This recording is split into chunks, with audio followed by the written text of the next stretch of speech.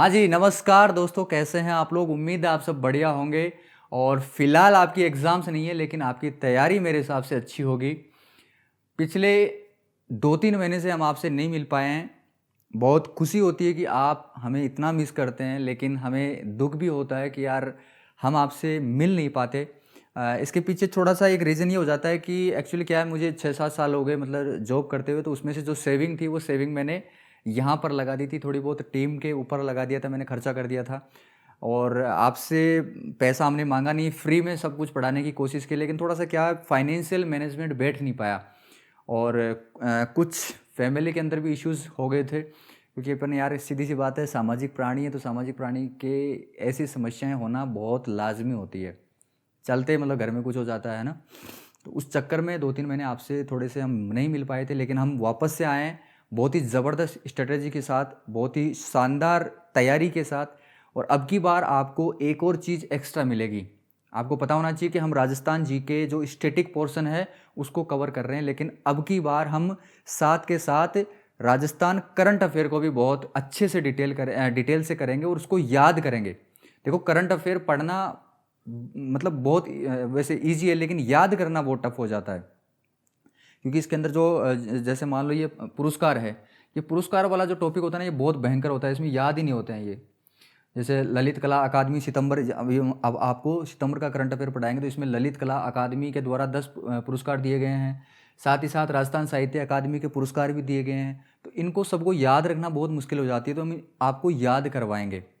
ठीक है भाई, टीचर का काम क्या होता है कि आपको चीज़ें अच्छे तरीके से आपके दिमाग में फीड कर दी जाए, ताकि आप एग्जाम में अच्छे तरीके से स्कोर कर पाएँ। यही तो काम होता है टीचर का। ऐसे थोड़ी कि मैं चीज़ें लिख कर ले आऊँ और उसको यहाँ पर पढ़ता जाऊँ, पुरुषोत्तम, पोमल, जालोर, इस तरीके से, वो तो क्यों, कोई मतलब नहीं है, ऐसे तो आप ही पढ़ सकते हैं, है ना? तो हम टीचर के लिहाज से आपको अच्छे तरीके से याद करवाएंगे और बहुत ही शानदार तरीके से हैंड रिटन टाइप में लेकर आया है ना? मतलब हैंड रिटन टाइप में, ताकि क्या है कि आपको थोड़ा सा देखने में अच्छा लगे और आपको आपके दिमाग में अच्छे तरीके से वो प्रिंट बन जाए। नहीं तो क्या होता है कि जो कंप्यूटराइज जो फ़ॉन्ट होते हैं ना, वो फ़ॉन्ट ईज़िली दिमाग के द्वारा पढ़े नहीं जा सकते, और पढ़ भी लिए जाए तो वो याद नहीं रह पाते। तो बहुत मेहनत कर कर आके हमने सितंबर के करंट अफेयर आपको यहाँ पर प्रेजेंट करने की कोशिश की है।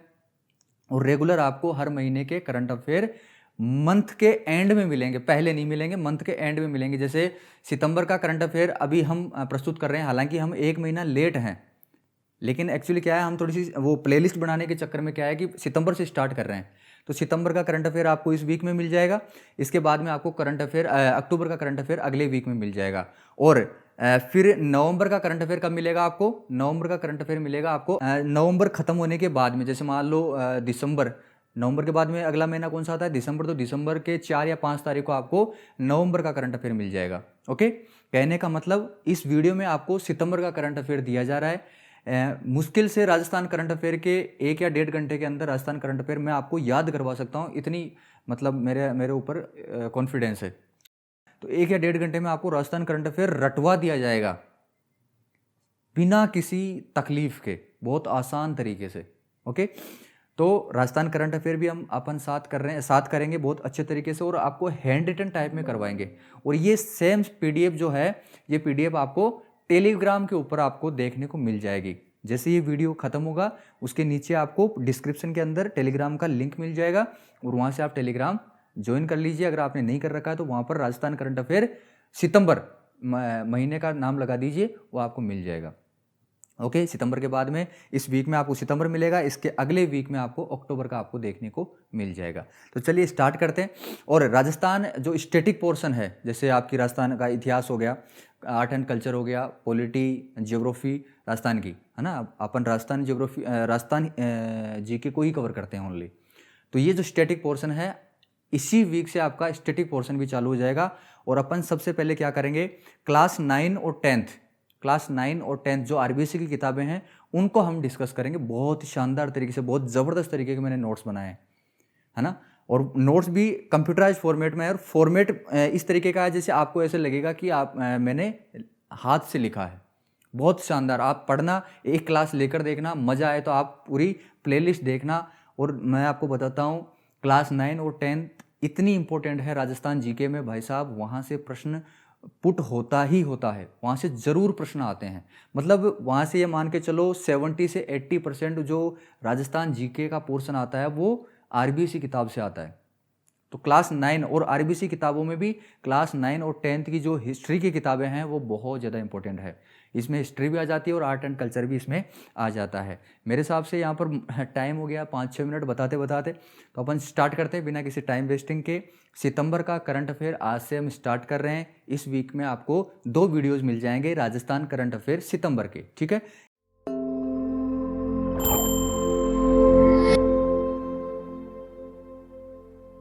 स्टार्ट करें तो देखिए, राजस्थान करंट अफेयर में जो पहला इश्यू है बहुत ज़्यादा इंपॉर्टेंट है, इसको याद रखना, बहुत ज़्यादा इंपॉर्टेंट है। क्या है इसमें कि भाई साहब इंदिरा रसोई योजना शुरू कर दी गई है, लेकिन ये ग्रामीण वर्जन है। इंदिरा रसोई योजना पहले से चल रही है लेकिन ये ग्रामीण वर्जन है। गांवों के अंदर भी अब इंदिरा रसोई योजना चालू कर दी गई है। अच्छा, चालू कब की गई, ये डेट बहुत ज़्यादा इंपॉर्टेंट है। 10 सितंबर 2023 को इंदिरा रसोई योजना ग्रामीण वर्जन को शुरू कर दिया गया है, शुभारंभ कर दिया गया है। प्रश्न ये पूछा जा सकता है कि इंदिरा रसोई योजना की शुरुआत कौन से जिले के किस गांव से की गई। तो याद रखना, टोंक जिले से शुरुआत की गई है। टोंक जिले में एक तहसील है कौन सी, निवाई तहसील, और इस निवाई तहसील में एक गांव है कौन सा, झिलाय नामक गांव है। यहाँ से इंदिरा रसोई योजना ग्रामीण वर्जन की शुरुआत की जा चुकी है, ओके, हमारी राजस्थान सरकार के द्वारा। सबसे पहले यहाँ पर जो शुरुआत की गई है ये 400 ग्रामीण रसोइयों से की गई है। 400 ग्रामीण रसोइयाँ, गाँव के अंदर 400 रसोइयाँ शुरुआत में लगाई गई हैं, शुरू की गई है। और कौन से गाँवों के अंदर इसकी शुरुआत की गई है, जिस गांव की जनसंख्या 5000 से ज़्यादा है उस गांव में इंदिरा रसोई योजना ग्रामीण को शुरू किया गया है फिलहाल के लिए। अभी के लिए 5000 से ज़्यादा जिनकी जनसंख्या है उन गांवों में इस रसोई को चालू किया गया है। उसके बाद में जैसे जैसे ये स्थापित होती जाएगी, अच्छा खासा इसका इंफ्रास्ट्रक्चर हो जाएगा, तो 5000 से नीचे जो जनसंख्या है उन गाँवों में भी ये शुरुआत की जाएगी इन फ्यूचर, ओके। अब देखो, दोबारा से देखते हैं अपन, इंदिरा रसोई योजना ग्रामीण की शुरुआत की जा चुकी है। याद रखना इसकी डेट बहुत ज़्यादा इंपॉर्टेंट है, 10 सितंबर 2023। 10 सितंबर 2023 इंदिरा रसोई योजना ग्रामीण, 10 सितंबर 2023 याद रखो, 10 सितंबर 2023 इंदिरा रसोई योजना, ठीक है। कहाँ से शुरू की गई, टोंक जिला। टोंक जिले की तहसील कौन सी है, निवाई तहसील, और निवाई तहसील का गाँव कौन सा है, झिलाय। दोबारा से याद करो, इंदिरा रसोई योजना ग्रामीण 10 सितंबर 2023 से शुरू की गई है टोंक जिले की निवाई तहसील के झिलाय गांव से।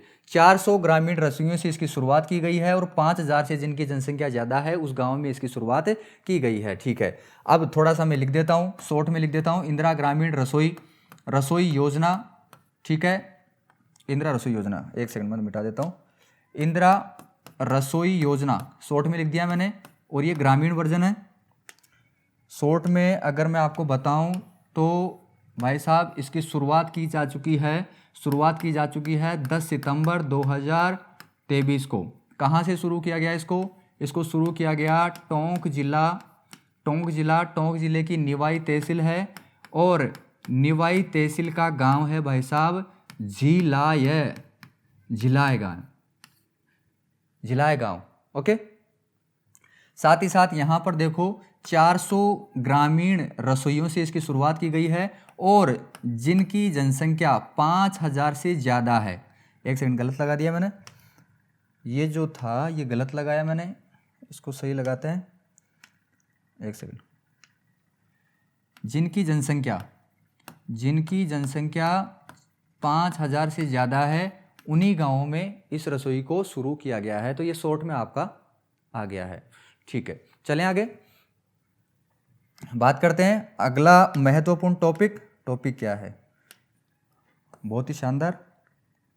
देखो, मुख्यमंत्री कामधेनु पशु बीमा योजना, हमारी राजस्थान सरकार के द्वारा जो पशुपालक हैं, जो पशुओं का पालन करते हैं, उनके लिए बहुत ही खुशखबरी है। वो खुशखबरी क्या है कि भाई साहब जो पशु मर जाते थे, जैसे बीमारी से मर जाते थे, किसी कारणवश मर जाते थे, तो अब राजस्थान गवर्नमेंट क्या कर रही है, इन पशुओं का बीमा कर रही है, निःशुल्क बीमा कर रही है।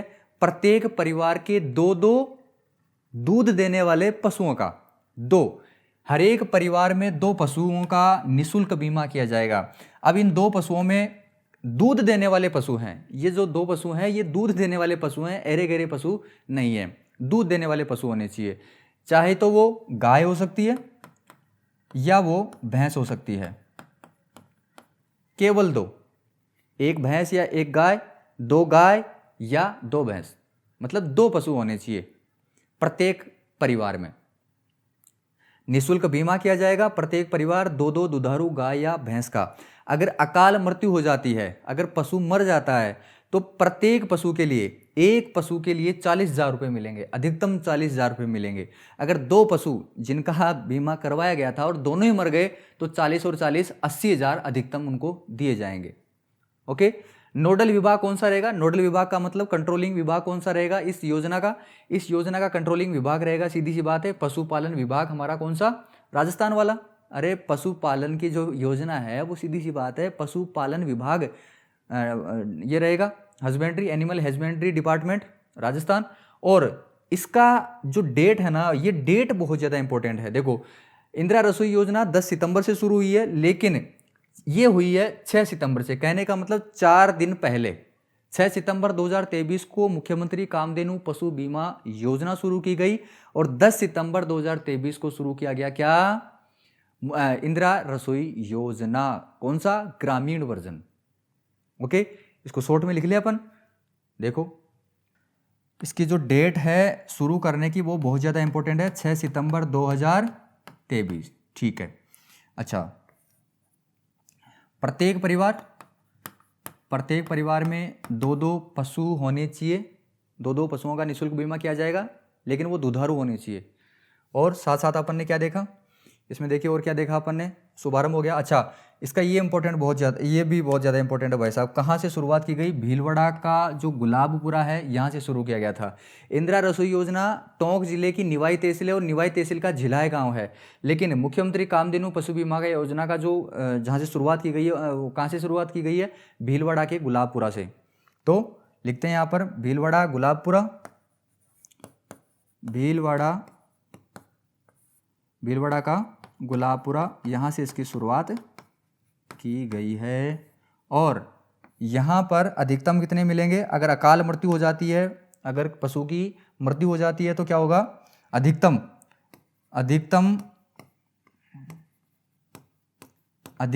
40,000 रुपये भाई साहब दिए जाएंगे प्रत्येक पशु के लिए। अधिकतम 40,000 रुपये दिए जाएंगे प्रत्येक पशु के लिए। अगर 2 पशुओं की मृत्यु हो जाती है तो अधिकतम कितने हो जाएंगे? 80,000 रुपये। ओके, हो गया। इंदिरा रसोई योजना 10 सितंबर 2023, टोंक जिले की निवाई तहसील का झिलाय गांव और 400 ग्रामीण रसोइयों से इसकी शुरुआत की गई है। साथ ही साथ 5,000 से ज़्यादा जिनकी जनसंख्या है उन गांवों में इसकी शुरुआत की गई है। मुख्यमंत्री कामधेनु पशु बीमा योजना की बात की जाए तो 6 सितंबर 2023 से इसकी शुरुआत की गई है। कहाँ से शुरुआत की गई है? भीलवाड़ा जिले का जो गुलाबपुरा है यहाँ से इसकी शुरुआत की गई है। प्रत्येक परिवार में 2-2 दुधारू या 2-2 दुधारू गाय या भैंस का निःशुल्क बीमा किया जाएगा। और भाई साहब, अगर मृत्यु हो जाती है पशु की तो अधिकतम 40,000 रुपये प्रत्येक पशु के लिए दिए जाएंगे, मुआवजा दिया जाएगा। ओके, दोनों इंपॉर्टेंट थे, इसलिए मैंने थोड़ा सा टाइम लगा के आपको याद करवाने की कोशिश की है। यहाँ से प्रश्न बनने की बहुत ज़्यादा संभावना रहती है, क्योंकि बहुत ज़्यादा इंपॉर्टेंट ये आपकी योजना हो जाती है। आगे बात करें। देखो, यहाँ पर चंबल रिवर फ्रंट की बात की जा रही है। देखो, रिवर फ्रंट समझो, यहाँ पर देखो क्या क्या लिखा है कि विश्व का पहला हेरिटेज रिवर फ्रंट। देखो, रिवर फ्रंट क्या होता है? जैसे मान लो ये नदी है, इस नदी का जो किनारा है, इस किनारे के ऊपर क्या किया जाता है? जैसे सीढ़ियाँ वीडियाँ लगा लोगों के, यहाँ पर गार्डन बनाया जाता है, यहाँ पर जैसे मूर्तियाँ, स्टेचू वगैरह, कुछ घूमने लायक यहाँ पर चीज़ें बना दी जाती है ना, दोनों तरफ मान लो या एक तरफ मान लो, तो इसको बोला जाता है रिवर फ्रंट। इसको क्या बोला जाता है? रिवर फ्रंट बोला जाता है। तो हमारे यहाँ पर राजस्थान में एक रिवर फ्रंट बनाया गया है जो कि विश्व का पहला है। राजस्थान का तो हो गया होगा, भारत का भी हो जाएगा।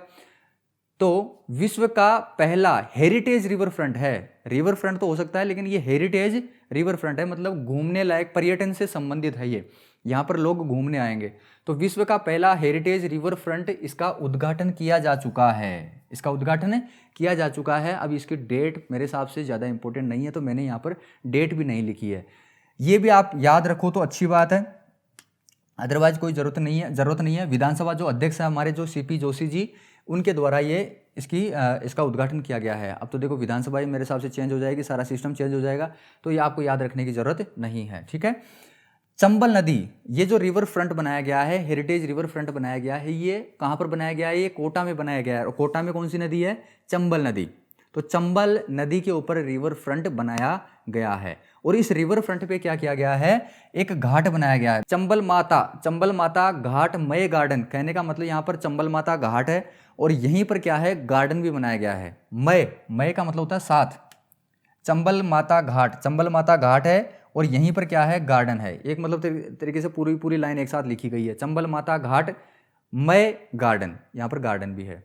तो यहाँ पर क्या किया गया है? इस गार्डन में 42 मीटर ऊंची प्रतिमा लगाई गई है। किसकी? चंबल माता की। चंबल माता की 42 मीटर ऊंची मूर्ति लगाई गई है। ये इंपॉर्टेंट बनता है इस पूरे में। चंबल माता मूर्ति कहाँ पर स्थापित की गई है? 42 मीटर ऊंची। ये याद रखना, चंबल रिवर फ्रंट जो हेरिटेज रिवर फ्रंट है वहाँ पर लगाई गई है। तो इसमें याद रखने लायक कौन सी चीज़ें हैं? सीधी सी बात है, इतना सा याद रख लेना कि विश्व का पहला हेरिटेज रिवर फ्रंट कहाँ पर बनाया गया है, ऐसा पूछा जा सकता है। तो वो कौन सा होगा? Chambal river front. कौन सा होगा? Chambal river front. और इस चंबल रिवर फ्रंट पे क्या बनाया गया है? एक घाट बनाया गया है। कौन सा? चंबल माता घाट। और इस चंबल माता घाट के पास में ही क्या बनाया गया है? मतलब वहीं पर क्या बनाया गया है? एक गार्डन बनाया गया है। और इस गार्डन में 42 मीटर ऊंची एक चंबल माता की मूर्ति स्थापित की गई है। बस इतनी सी बात इसमें याद रखने की आपको लायक है, याद रखने लायक है। चलें आगे। चंबल क्या? विश्व का पहला heritage river front Chambal river front है ये।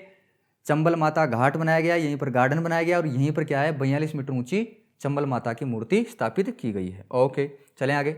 दोबारा से मैं रिवाइज करवाऊंगा इन सबको, जैसे मतलब वीडियो एंड होगा तो मैं आपको सबको ये चीज़ें रिवाइज करवाऊंगा। चलें आगे। देखो अगला क्या है कि देखो विधानसभा के जो विधानसभा चुनाव के अंदर, एक सेकंड, विधानसभा चुनावों में जो खड़े होते हैं प्रत्याशी, है ना, जो उम्मीदवार खड़े होते हैं, उनकी खर्च करने की जो लिमिट होती है वो लिमिट यहाँ पर चेंज कर दी गई 2022 में। देखो 2018 में जो उम्मीदवार खड़े होते हैं विधानसभा के चुनाव में, एमएलए के जो चुनाव होते हैं, अभी जो आपने देखा होगा कि नवंबर में चुनाव होंगे, 25 नवंबर को। तो इन चुनावों में जो प्रत्याशी खड़े होते हैं, जो उम्मीदवार खड़े होते हैं, इनकी एक लिमिट होती है खर्च करने की। हालांकि वो खर्च तो ज़्यादा ही करते हैं, लेकिन सरकार ने एक तरीके से एक क्या फॉर्मेलिटी बना रखी है। तो फॉर्मेलिटी में क्या है कि 2018 में एक उम्मीदवार 28 लाख रुपए खर्च कर सकता था, ये लिमिट थी। लेकिन ये लिमिट बढ़ा के 2020 में कर दी गई 30.18, लेकिन 2022 में ये लिमिट कर दी गई है 40 लाख रुपए। ये याद रखना, थोड़ा सा उसमें डिटेल कुछ ऐसा जिक्र आया था तो मैंने यहाँ पर लिख दिया गया। तो 2022 में विधानसभा प्रत्याशियों के लिए 40 लाख रुपए कर दिए गए हैं, खर्च करने की जो लिमिट होती है वो। ओके, आगे चलें। आगे बात करते हैं राजस्थान को। अब तक देखो ये बहुत ज़्यादा इंपॉर्टेंट है। अभी क्या हुआ है कि उदयपुर से जयपुर के बीच में एक वंदे भारत ट्रेन और चला दी गई है। उदयपुर से जयपुर, पूरे राजस्थान, मतलब राजस्थान के अंदर ही है ये वंदे भारत। जबकि हमारे पास पीछे 2 ट्रेनें और मिल चुकी हैं। राजस्थान को पहले 2 ट्रेनें और मिल चुकी हैं, जो कि एक तो चलती थी अजमेर से दिल्ली। सबसे पहले जो ट्रेन चलाई गई वंदे भारत आपको पता होना चाहिए कि जो अभी तक जो सुपर फास्ट जो ट्रेन है, सबसे ज़्यादा फास्टेस्ट ट्रेन जो अभी हमारे इंडिया में है वो वंदे भारत है मेरे हिसाब से, है ना। तो वंदे भारत ट्रेन हमारे राजस्थान में पहले 2 चलाई जा चुकी है, लेकिन सितंबर के अंदर उदयपुर से जयपुर के बीच में और चला दी गई। सबसे पहले चलाई गई थी अजमेर से दिल्ली के बीच में, उसके बाद में चलाई गई हमारे जोधपुर से साबरमती, जो कि साबरमती कहाँ पर पड़ता है? गुजरात में। एक अजमेर से दिल्ली, दूसरी चलाई गई जोधपुर से साबरमती कहाँ पर है? गुजरात में। और अभी सितंबर के अंदर चलाई गई है उदयपुर से जयपुर के बीच में।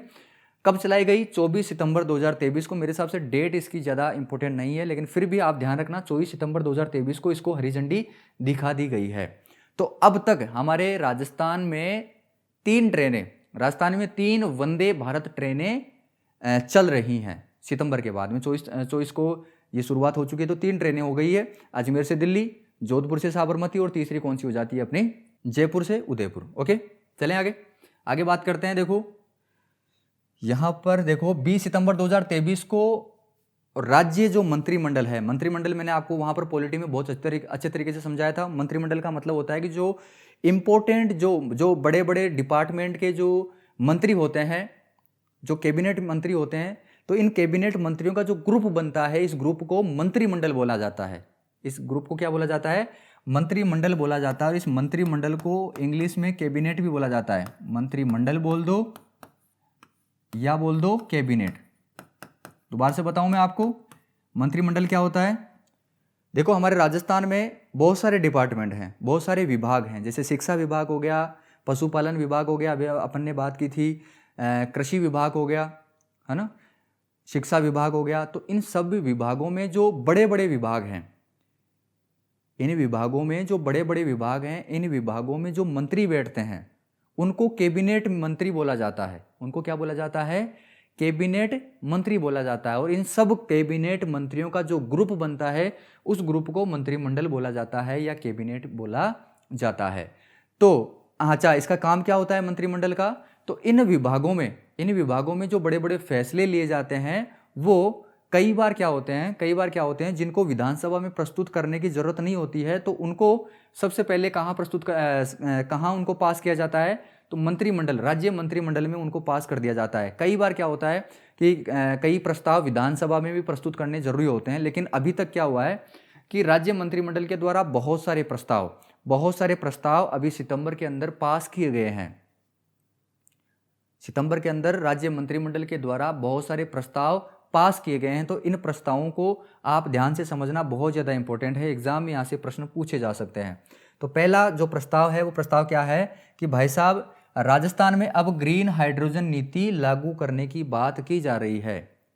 राजस्थान में ग्रीन हाइड्रोजन नीति लागू करने की बात की जा रही है। यहाँ पर आपको एक शब्द सुनाई दे रहा होगा, ग्रीन हाइड्रोजन। ये ग्रीन हाइड्रोजन क्या होता है, देखो समझो। हाइड्रोजन तो आपको समझ में आना चाहिए। H2 ये तत्व होता है, ये तत्व जो होता है इसको क्या बोला जाता है, हाइड्रोजन बोला जाता है। इसको क्या बोला जाता है, हाइड्रोजन बोला जाता है। लेकिन हाइड्रोजन के पहले जो ग्रीन लग रहा है ना, ये ग्रीन, इसका मतलब क्या है कि भाई इस हाइड्रोजन का निर्माण अगर किससे किया जाए, एक सेकंड, नवीनीकरण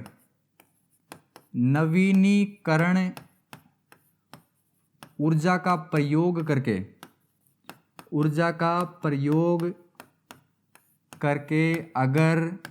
अगर इस हाइड्रोजन का निर्माण किया जाए तो इस हाइड्रोजन का नाम बदल जाएगा और इस हाइड्रोजन को क्या बोला जाएगा, ग्रीन हाइड्रोजन।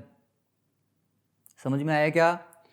अगर इस हाइड्रोजन का निर्माण नवीनीकरण ऊर्जा से किया जाए, नवीनीकरण ऊर्जा कौन सी होती है इसको समझो। अब नवीनीकरण ऊर्जा वो है जिसको नवीन किया जा सके, बार बार इसको नया किया जा सके। नई ऊर्जा कौन सी होती है, बार बार इसको नया कैसे किया जा सकता है। देखो, जो पवन ऊर्जा होती है, पवन चक्कियां लगती है, ये कभी खत्म होने वाली नहीं है। पृथ्वी पर जब तक सब कुछ व्यवस्थित है तब तक हवा चलेगी। पृथ्वी पर जब तक हवा चलेगी तब तक क्या होगा, ये पवन ऊर्जा खत्म नहीं होने वाली है। इसी तरीके से सौर ऊर्जा भी क्या है, नवीनीकरण ऊर्जा है। इसी तरीके से जो बायोमास है, जैसे मतलब कचरे से जो एनर्जी निकलती है, कचरे से जो विद्युत पैदा होती है, बिजली पैदा होती है, तो ये भी कभी खत्म होने वाली नहीं है। क्यों खत्म होने वाली नहीं है? क्योंकि कचरा पैदा होगा। इंसान जब तक जिंदा रहेगा तब तक कचरा पैदा होता रहेगा और इसको प्रयोग किया जाए, इस कचरे का प्रयोग किया जाए क्या बनाने में, बिजली बनाने में, तो क्या होगा कि ये नवीनीकरण ऊर्जा हो जाएगी। तो कहने का मतलब, नवीनीकरण ऊर्जा का प्रयोग करके अगर इस हाइड्रोजन को बनाया जाए तो ग्रीन हाइड्रोजन उसको कहा जाता है। हमारे देश में, भारत देश में ग्रीन हाइड्रोजन नीति लागू की जा चुकी है। कब लागू की गई? 2022 में। कब लागू की गई? 2022 में। लेकिन अब राजस्थान में भी इसको राजस्थान में भी इसको अलग से यहाँ पर लागू करने की बात की गई है, राजस्थान ग्रीन हाइड्रोजन नीति 2023 के नाम से। तो इसको, इस प्रस्ताव को पास कर दिया गया है।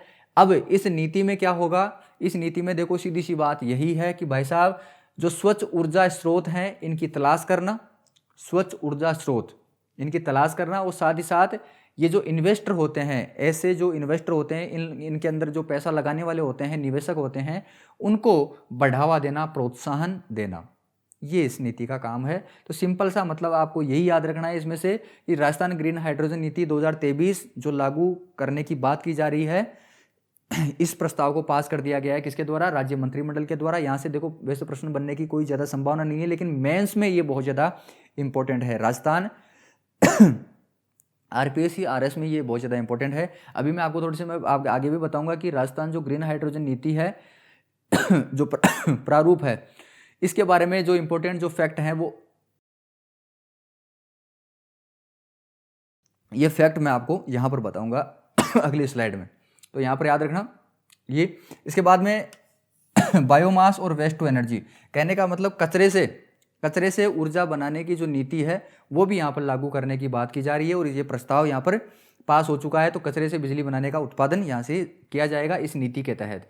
अगला है शिल्प एंड माटी कला बोर्ड, ये बहुत ज़्यादा इंपॉर्टेंट है। यहाँ से प्रश्न बन सकता है कि शिल्प और माटी कला बोर्ड का नाम बदल दिया गया है, शिल्प और माटी कला बोर्ड का नाम बदल दिया गया है, और नाम क्या रखा गया है, श्री यादे माटी कला बोर्ड। दोबारा से लिखूं मैं, श्री यादे माटी कला बोर्ड, ये नाम बदल दिया गया है, ये नाम बदल दिया गया है किसका, माटी कला बोर्ड का।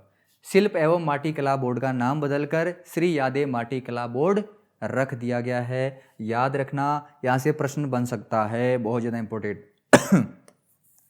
एक इंपॉर्टेंट चीज़ आपको मैं बताता हूँ कि शिल्प और माटी कला बोर्ड का काम क्या होता है। इसका काम होता है जो माटी से जो काम करते हैं, माटी से जो काम जो करने वाले जो कलाकार होते हैं, इन कलाकारों को प्रोत्साहन देना। जैसे प्रोत्साहन देने का मतलब कि उनको अच्छे औजार उपलब्ध करवाना, उनको ट्रेनिंग देना, है ना। तो ये काम होता है, ठीक है, ये काम होता है शिल्प एंड माटी कला बोर्ड का, याद रखना। तो इस स्लाइड में अपन को ज़्यादा याद रखने वाली चीज़ कौन सी है, शिल्प एवं माटी कला बोर्ड। और थोड़ा सा याद रखना कि राजस्थान ग्रीन हाइड्रोजन नीति 2023 जो प्रस्ताव है पास कर दिया गया है, और Rajasthan biomass and waste to energy, ये मेंस के लिए, ये दोनों मेंस के लिए इंपॉर्टेंट बन जाती है, ये प्री के लिए आपका थोड़ा सा याद रखना। आगे बात करते हैं। एक चौथा जो प्रस्ताव है वो है कि ईडब्ल्यूएस का मतलब क्या है, जो यहाँ पर जनरल कैटेगरी जो लोग थे, वो जो फाइनेंशियल रूप से कमजोर थे, ईडब्ल्यूएस इकोनॉमिकली वीकर सेक्शन, जैसे ओबीसी, एसबीसी, है ना, ये होते हैं। उसी तरीके से ईडब्ल्यूएस और लागू कर दिया गया है। तो हमारे राजस्थान में जो ईडब्ल्यूएस के जो विद्यार्थी हैं, इन विद्यार्थियों को राजस्थान स्टेट इंजीनियरिंग जो सर्विसेज है, इन सर्विसेज में क्या होगा, आयु सीमा में जो मैक्सिमम एज लिमिट है उसमें थोड़ी सी छूट देने की बात की गई है। कितनी छूट दी गई है वो ज़्यादा इंपॉर्टेंट नहीं है, लेकिन ये थोड़ा सा याद रखना कि ईडब्ल्यूएस वर्ग के विद्यार्थियों को राजस्थान स्टेट इंजीनियरिंग सर्विसेज में क्या दिया जाएगा, आयु सीमा में छूट दी जाएगी। ठीक है, आगे बात करें तो भाई साहब यहाँ पर बात करते हैं। देखो, राजस्थान ग्रीन हाइड्रोजन नीति 2023 ये आरएस मेंस के लिए बहुत ज़्यादा इंपॉर्टेंट है, तो याद रखना। देखो ये प्रारूप है। अच्छा, प्रारूप, कानून, अधिनियम, इनके बारे में समझते होंगे मेरे हिसाब से आप। देखो, सबसे पहले कानून जो होता है ना, कानून का जो चिट्ठा होता है, जो एक तरीके से रफ पेज में जो चीज़ लिखी जाती है वो प्रारूप होता है। रफ चीज़ के अंदर कोई चीज़ लिखी जाती है तो वो प्रारूप होता है। जब ये विधानसभा के अंदर पास हो जाती है, फिर विधान परिषद में जाती है, और विधान परिषद के बाद में पास होके कहाँ जाती है, राज्यपाल के पास में जाती है, तो फिर ये क्या बन जाता है, मतलब इन तीनों जगह से पास हो जाता है। जब ये प्रारूप जब तीनों जगह से पास हो जाता है तो फिर ये अधिनियम बन जाता है या कानून बन जाता है। ये आप थोड़ा सा समझने की कोशिश करना। तो अभी ये क्या हुआ है कि ये सिर्फ मंत्रिमंडल के अंदर पास हुआ है, तो इसको प्रारूप बोला गया है। क्या बोला गया है, प्रारूप बोला गया है। अब ये भी ध्यान रखना कि भाई सब प्रारूप जो होते हैं ये विधानसभा के अंदर नहीं जाते हैं, सारे के सारे प्रारूप विधानसभा के अंदर नहीं जाते हैं। जिनकी इंपॉर्टेंस होती है, जिनकी बिल्कुल बहुत ज़रूरत होती है, वही प्रारूप कहाँ जाते हैं, विधानसभा के अंदर जाते हैं। जब पूरा राजस्थान इससे प्रभावित होता है, बहुत बड़े फैसले होते हैं, तो वो विधानसभा के अंदर जाते हैं। ठीक है, जैसे टैक्स से संबंधित कोई काम होता है ना, जो भी मतलब होता है तो वो विधानसभा के अंदर जाता है। ठीक है, अब देखो यहाँ पर राजस्थान ग्रीन हाइड्रोजन नीति 2023 में क्या किया गया है कि राजस्थान ये ग्रीन हाइड्रोजन सेक्टर को किस में शामिल किया जाएगा, थ्रस्ट सेक्टर में। ग्रीन हाइड्रोजन जो सेक्टर है, जो इंडस्ट्री है, इस इंडस्ट्री को थ्रस्ट सेक्टर के अंदर डाला जाएगा। थ्रस्ट सेक्टर के अंदर डालने का मतलब क्या है कि इस इंडस्ट्री को क्या मिलेगा, बूस्ट मिलेगा। क्या मिलेगा, बूस्ट मिलेगा, जिसमें क्या होगा, इन्वेस्टमेंट बढ़ेगा, निवेश बढ़ेगा। पहली बात तो ये। दूसरी बात क्या है कि इस सेक्टर को सनराइज सेक्टर के अंदर भी शामिल किया जाएगा। और सनराइज सेक्टर में क्या होता है कि जो मैन्युफैक्चरिंग स्टैंडर्ड के जो पैकेज दिए जाते हैं, किसके द्वारा, गवर्नमेंट के द्वारा, वो पैकेज के लाभ भी इस सेक्टर को मिल जाएंगे। अभी क्या है कि जो मैन्युफैक्चरिंग जो इंडस्ट्रीज लगी हुई है, मैन्युफैक्चरिंग का मतलब क्या है कि जहां से उत्पादन होता है, जिन इंडस्ट्रीज से उत्पादन होता है, इन इंडस्ट्रीज को राजस्थान सरकार बढ़ावा देने के लिए पैकेज देती है, कुछ लाभ देती है। तो वही लाभ इस ग्रीन हाइड्रोजन सेक्टर को भी मिलेंगे। कब मिलेंगे, जब इस सेक्टर को सनराइज सेक्टर के अंदर शामिल किया जाएगा। तो राजस्थान ग्रीन हाइड्रोजन नीति में कहा गया है कि इसको सबसे पहले थ्रस्ट सेक्टर के अंदर डाला जाएगा, और साथ ही साथ इसको सनराइज सेक्टर के अंदर भी डाला जाएगा।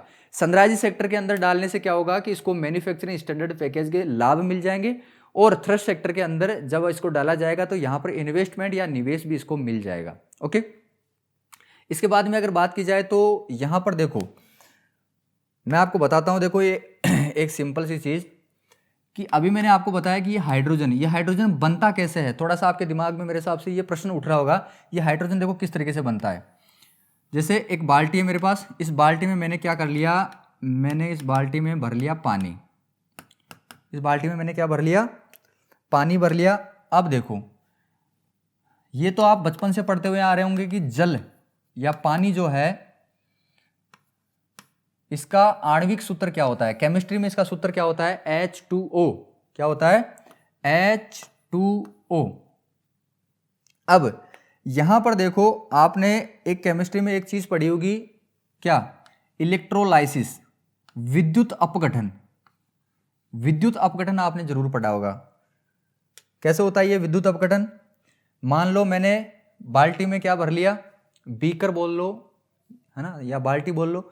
तो बाल्टी में मैंने पानी भर लिया। इस बाल्टी के दोनों हिस्सों पर ऑपोजिट जो हिस्से होते हैं, जैसे ये गोल बाल्टी है तो गोल बाल्टी के एक तरफ तो मैंने इस तरफ रोड रख ली और दूसरी तरफ यहाँ पर रोड रख ली। इन दोनों जो रोड होती हैं, धातु की जो रोड होती हैं, या स्पेशली क्या होती है, तांबे की रोड होती है। तो इन तांबे की रोड को क्या किया जाता है, बैटरी से जोड़ा जाता है। इस रोड को किससे जोड़ा जाता है, बैटरी से जोड़ा जाता है। ठीक है, कितनी शानदार बैटरी बनी है यहाँ पर। जब इन दोनों धातुओं की रोड्स को बैटरी से जोड़ा जाता है और अंदर डुबोया जाता है इस पानी के अंदर, तो क्या होता है, ये जो आणविक जो सूत्र है, ये आणविक सूत्र टूट जाता है। मतलब सूत्र टूटने का मतलब ये पानी जो है, ये जो जल के जो अणु है वो अपघटित होने लग जाते हैं, टूटने लग जाते हैं। और जब जल का अणु टूटेगा तो क्या बनेगा, हाइड्रोजन अलग हो जाएगा और ऑक्सीजन अलग हो जाएगी। अब आप दिमाग में लगाना कि यहाँ पर एक ऑक्सीजन है, यहाँ पर दो ऑक्सीजन कैसे आई। इसको संतुलित करने का एक तरीका होता है, वो आपने केमिस्ट्री में पढ़ा होगा मेरे हिसाब से। यहाँ पर 2 लगा दो, यहाँ पर 2 लगा दोगे तो यहाँ पर भी 2 आपको लगाना पड़ेगा। देखो हाइड्रोजन कितने हो गए, 2 दूनी 4, यहाँ पर भी 2 दूनी 4। ऑक्सीजन कितने हो गए, 2 से गुणा करोगे तो यहाँ पर ऑक्सीजन में सिंपल, ये आपको अगर नहीं आता है तो कोई बड़ी बड़ी बात नहीं है। कहने का मतलब ये हाइड्रोजन, ये H2O टूट जाएगा और ऑक्सीजन बन जाएगा और हाइड्रोजन बन जाएगा। अब ध्यान देना, यहां पर समझ में आएगा आपको बहुत ही तगड़ा कंसेप्ट। ये जो बैटरी है, अगर यहां पर मैं कौन सी बिजली लगा दूं, नवीनीकरण वाली अगर बिजली लगा दूं, इस जगह, इस बैटरी के जगह अगर मैं नवीनीकरण वाली बिजली लगा दूं, तो ये जो हाइड्रोजन बनेगा ना, ये हाइड्रोजन बनेगा, ये कहलाएगा ग्रीन हाइड्रोजन। अब समझ में आया मेरे हिसाब से आपको, बहुत ही जबरदस्त वाला। ओके, अब यहां पर मैं आपको एक चीज बता रहा था, क्या, देखो 500 KTPA, 500 KTPA जो अक्षय ऊर्जा प्लांट है, अक्षय ऊर्जा प्लांट कहने का मतलब जो नवीनीकरण ऊर्जा के जो प्लांट लगे हुए हैं, ये इनकी कैपेसिटी होती है 500 KTPA अक्षय ऊर्जा प्लांट को। अगर अगर देखो कहना ये चाहता है कि यहां पर जैसे मान लो यहां पर कोई है अक्षय ऊर्जा का कोई प्लांट है, अक्षय ऊर्जा का यहां पर कोई प्लांट है और यहां पर लगा हुआ है कोई ग्रीन हाइड्रोजन का प्लांट, ग्रीन हाइड्रोजन का यहां पर कोई लगा रखा है, प्लांट लगा रखा है। अब ग्रीन हाइड्रोजन कैसे बनेगा, जब ये अक्षय ऊर्जा और नवीनीकरण ऊर्जा ये दोनों नाम सेम है, तो अब इस प्लांट से लेकर इस प्लांट तक अगर बिजली की सप्लाई की जाए, इस प्लांट से लेकर यहां तक बिजली की सप्लाई की जाएगी ना, तारों के माध्यम से, है ना, खंबे लगाए जाएंगे, तार की जैसे मतलब वायर फैलाया जाएगा, तो ये जो खर्चा आएगा इस खर्चे का वहन किया जाएगा सरकार के द्वारा। 500 KTPA, 500 KTPA एक क्षमता है अक्षय ऊर्जा प्लांट की। तो अगर 500 KTPA अक्षय ऊर्जा प्लांट को अगर 10 वर्षों तक अगर सप्लाई करता है, प्रसारण और वितरण, यहां से यहां तक प्रसारण कर रहा है बिजली का और वितरण कर रहा है, डिस्ट्रीब्यूट कर रहा है, तो यहां पर जो शुल्क आएगा इस शुल्क में भाई साहब 10% की छूट दी जाएगी। साथ ही साथ थर्ड पार्टी से अक्षय ऊर्जा खरीदने पर, जैसे मान लो ये गवर्नमेंट का है तो आपको 10% मिलेगा, और अगर मान लो ये प्राइवेट सेक्टर है, प्राइवेट सेक्टर का कोई अक्षय ऊर्जा है, तो यहां से आपको अतिरिक्त और क्रॉस सब्सिडी भी यहां पर दी जाएगी 10 वर्षों तक। समझ में आया क्या? कहने का मतलब यहां से यहां तक बिजली सप्लाई करने में और डिस्ट्रीब्यूट करने में अगर खर्चा आता है तो 10 साल तक गवर्नमेंट क्या करेगी, 10% की एक्स्ट्रा आपको वहां पर सब्सिडी देने वाली है। सीधा सा मतलब ये समझ लो आप। ओके, बाकी मैंने सारी चीजें यहां पर लिख दी है। साथ ही साथ इस सेक्टर को रिप्स 2022 के तहत विभिन्न छूट दी जाएगी। ये जो ग्रीन हाइड्रोजन सेक्टर है इसको रिप्स 2022 के अंदर विभिन्न छूट और जल की यहाँ पर उपलब्धता भी की जाएगी। भाई ये ग्रीन हाइड्रोजन बनेगा कैसे? ग्रीन हाइड्रोजन बनेगा जल से, तो जल की उपलब्धता भी करवाई जाएगी, साथ ही साथ और भी छूट दी जाएगी। किसके अंदर? रिप्स 2022 के तहत। अब देखो रिप्स क्या है, RIPS है ना। रिप्स क्या है? Rajasthan investment Rajasthan investment promotional scheme. ठीक है, राजस्थान इन्वेस्टमेंट प्रमोशनल स्कीम कहने का मतलब ये एक तरीके से क्या है कि निवेश को बढ़ाने के लिए एक तरीके से ये योजना चलाई गई है हमारे राजस्थान के द्वारा। तो रिप्स 2022 के तहत विभिन्न छूट दी जाएगी, इस योजना के तहत छूट दी जाएगी ग्रीन हाइड्रोजन इस सेक्टर को, और यहाँ पर पानी की उपलब्धता भी करवाई जाएगी हमारे सरकार के द्वारा इस योजना के तहत। साथ ही साथ जैसे मान लो अगर देखो परिशोधित का मतलब क्या होता है? परिशोधित का मतलब होता है, देखो ये लिख रखा ना, परिशोधित। जैसे अगर आप जयपुर में रहते हैं कि कहीं भी सिटी में रहते हैं तो वहाँ से जो सीवरेज के अंदर से जो पानी निकलता है वो लास्ट में जाके कहाँ निकलता है आपको पता है? वहाँ पर प्लांट लगे हुए रहते हैं उस पानी को साफ करने के लिए। जो गंदा कचरा होता है, जो समझ रहे हैं ना आप, गंदा जो गटर वगैरह वॉशरूम है ना, इनका जो पानी जाता है वो लास्ट में जाके ये परिशोधित होता है। इसको अच्छे तरीके से शुद्ध बनाया जाता है। शुद्ध तो पीने लायक तो नहीं होता है, लेकिन ये क्या होता है फिर जो सिटी के अंदर जो गार्डन वगैरह होते हैं या कुछ और काम में लिया जाता है, जहाँ पर लिया जा सकता है, जो कि सेहत के लिए खतरा ना पैदा हो जिनके अंदर। तो इस परिशोधित या खारे जल से अगर ग्रीन हाइड्रोजन बनाई जाएगी तो भाई साहब यहाँ पर 30% तक का ग्रांट मिलेगा सरकार के द्वारा, 30% ग्रांट मिलेगा। और ग्रांट में यहाँ पर ध्यान देना, देखो ग्रांट क्या चीज़ होती है। एक तो होता है ग्रांट, ठीक है, और एक होती है आपकी, जैसे मान लो छूट मिलती है। एक तो छूट होती है और एक होता है ग्रांट। ग्रांट का मतलब होता है हिंदी में तो अनुदान होता है, लेकिन इसका मतलब ये होता है कि दे के भूल जाना। अनुदान का मतलब होता है कि एक बार दे दिया वापस नहीं लेना। अब एक बार दे दिया वापस नहीं लेना। और छूट का मतलब ये होता है कि भाई आपके पैसे पहले से ही काट के आपको कम देने हैं।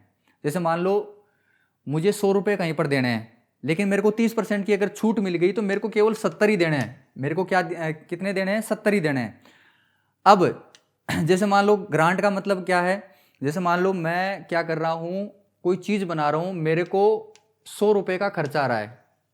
जैसे मान लो मैं मोबाइल का कवर बना रहा हूँ, है ना, मोबाइल फ़ोन का कवर बना रहा हूँ और मेरे को कवर बनाने में 100 रुपये का खर्चा आ रहा है। अगर 100 रुपये का खर्चा आ रहा है और सरकार बोले कि भाई हम आपको थोड़ी सी हेल्प करेंगे, आपको ग्रांट देंगे, ग्रांट देने का मतलब मान लो 30% का ग्रांट दे दिया। 30% का ग्रांट देने का मतलब सीधा सा है कि भाई अब मेरे को उस कवर को बनाने में सिर्फ खर्चा आएगा 70 रुपये का। क्यों? क्योंकि 30 रुपये मेरे को सरकार दे रही है ग्रांट के रूप में, अनुदान के रूप में, जो कि मेरे से वापस नहीं लेंगी। सरकार मेरे से वापस नहीं लेगी। कई बार क्या होता है, अब देखो एक ये लोन भी होता है, एक सेकंड, लोन, है ना। लोन का सिस्टम वही है कि अगर आपने ले लिया तो फिर आपको वापस चुकाना पड़ता है। ये तो सिंपल सी बात है। तो याद रखना, देखो ये चीज़ें, ग्रांट, लोन, छूट, इसके बीच में जो डिफरेंस है ना, ये थोड़ा सा समझना। तो दोबारा से मैं एक बार आपको बता देता हूँ ये छोटा सा, कि राजस्थान ग्रीन हाइड्रोजन नीति 2023 ये प्रारूप क्या पास कर दिया गया है मंत्रिमंडल के द्वारा। इसमें क्या होगा कि जो ग्रीन हाइड्रोजन सेक्टर है, इस सेक्टर को पहले से थ्रस्ट सेक्टर में, थ्रस्ट का मतलब देखो यहाँ पर